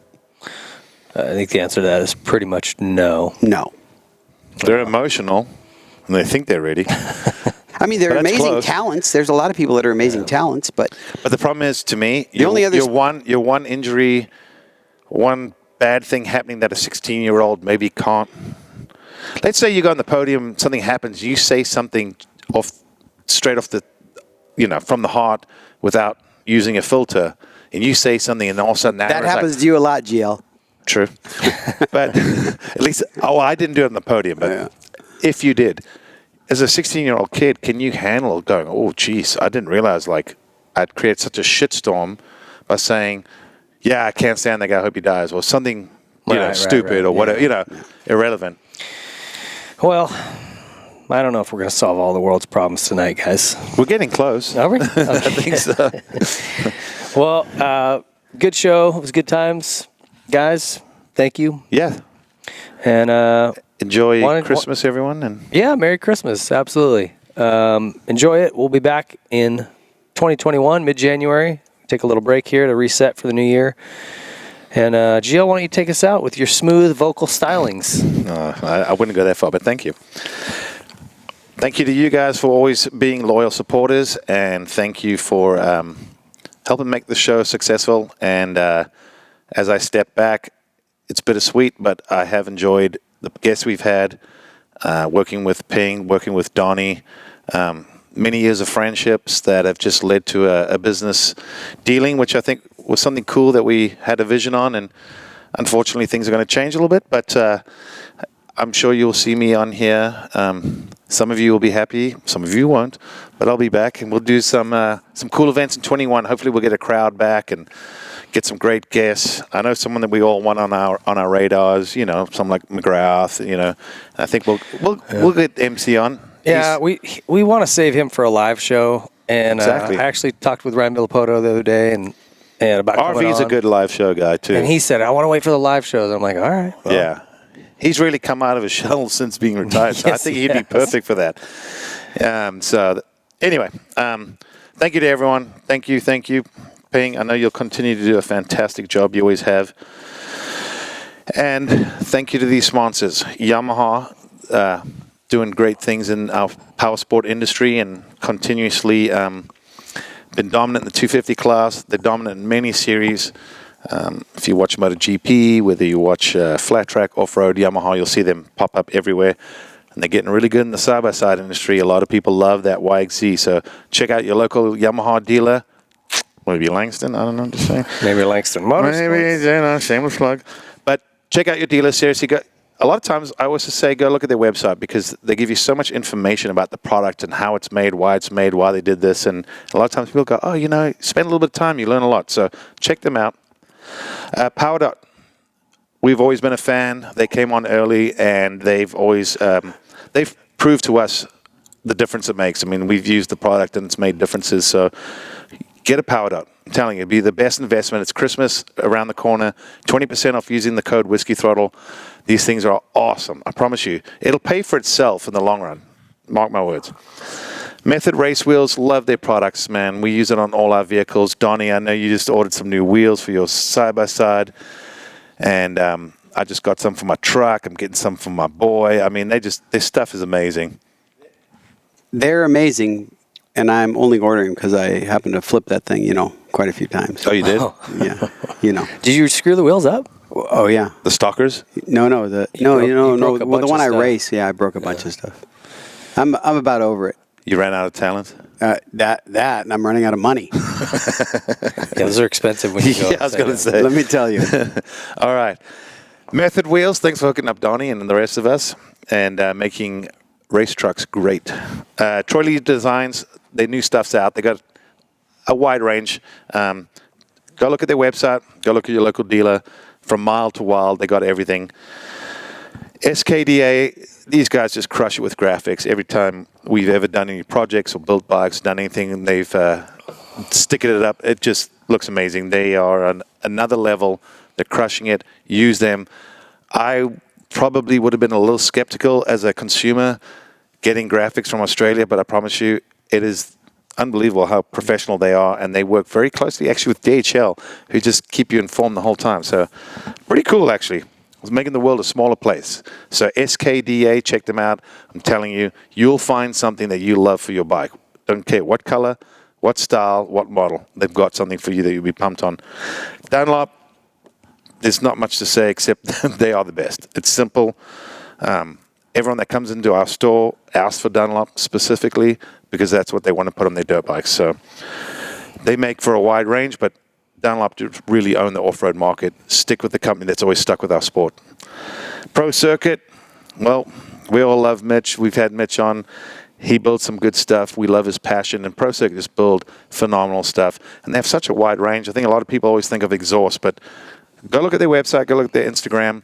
Great deals, and always same thing. They're always developing and coming out with new products.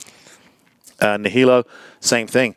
These guys are really just finding the niche on these cool, niche products for your bike, whether it's a blingy item or just something that's better, safer, or just an option. So check them out, and you can also get a free gift using code Whiskey Throttle at checkout.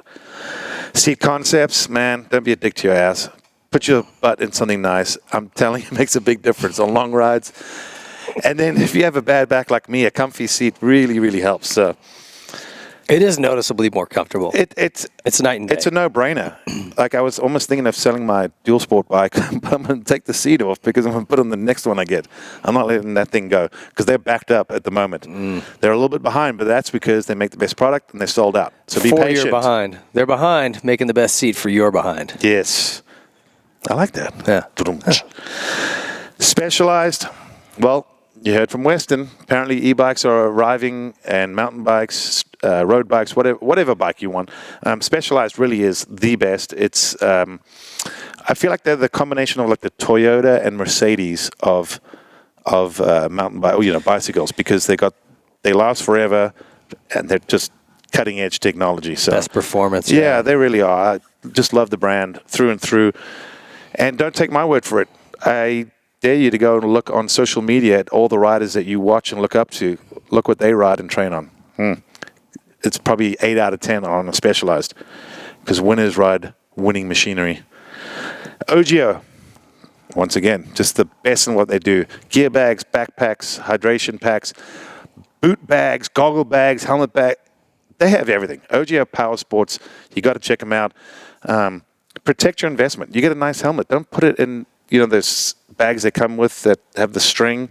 You drop that, it's going to be chip flakes everywhere in there. Put in a good helmet bag. Trust me. You can toss that, take an OGO helmet bag and throw it across the room. Your helmet will look great.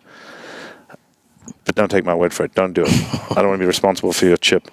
But OGO, seriously, all the best. They've always supported the sport from day one. I remember when I moved here, we all got these cool bags, that backpacks, Red Bull, KTM. I was like, oh man, our luggage is even personalized. It's cool. They do a lot of cool stuff, and they've always stuck with the sport and supported it. Paleo Ranch Foods, I know Ping talked about it in one of the recent shows. They've got a lot of cool stuff, great snacks and stuff that you guys would take to the track. So check them out. Help pad Donnie and Ping's wallet, if you don't mind.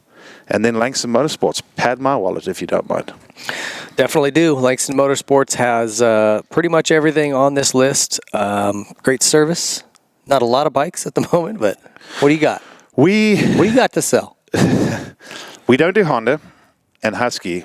We're working on gas at the moment. But at the moment, I got to give KTM some credit. Their delivery's been pretty good through this pandemic. Yamaha have had some issues with their trucking companies, but they have product. It's just sometimes it's been moving around, but it's coming in just a little bit delayed, so we're getting Yamahas all the time. GL just supplied me with the bike. Yeah. Donnie got a 350. Yeah. A 350. Yep. Have you ridden it yet? Oh, yeah. Like 4 times. You like it? Oh, yeah. I like After you bunch. So do you have any on the floor right now? Somebody's looking for a bike. What do you have? We just got a 250, 450 Yamaha, the Monster Edition. Those things are beautiful in person. I promise you, I'm not just saying this. The pictures don't do it justice. Yeah, it's one of those. When you look at it in person, it looks better. I was like, man, pictures don't do it justice. So we do it. We just got some Yamahas. We sold out of Cowies. We sold out of RMZs, and we have a few KTMs at the moment. But yeah, it's. I mean, to me, it's great news for our industry. Yeah, because the people watching us, the sponsors involved. The future's bright for everyone. So I think that's really cool. Any TTRs or like trail bike stuff, or is that TTRs, KLXs? That's gone. You are. Yeah. That's like gold. They're like gold bars. I mean, I never would have thought I would say that.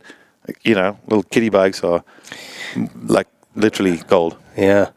Well, it's good though, because they're going to move up and get into other things, and we've seen a whole new wave of people coming through. So 2020 has been weird, and it's been unpredictable, But overall, I think for our industry in the long haul, I think it's actually been a step forward, as crazy as it sounds. I think the selling of all those little kids' bikes, the entry-level bikes, fingers crossed, those folks turn into for sure fans and riders. We've already seen that. I mean, I'm sure you'll lose some of those when things go back to normal, or whatever you want to call normal. But I think so many people got introduced that hadn't ever. A lot of the surveys showed from the manufacturers that 2020 they had more first-time buyers than I think any other year in history ever. Wow, that's good. So, hey, there's something to look forward to. Yeah, I love it. We've got vaccines coming out, so maybe we'll get back to normal here in 21. We can all hope. Well, hey, thank you guys so much for all the support, and Happy New Year, Merry Christmas. We'll see you in 2021.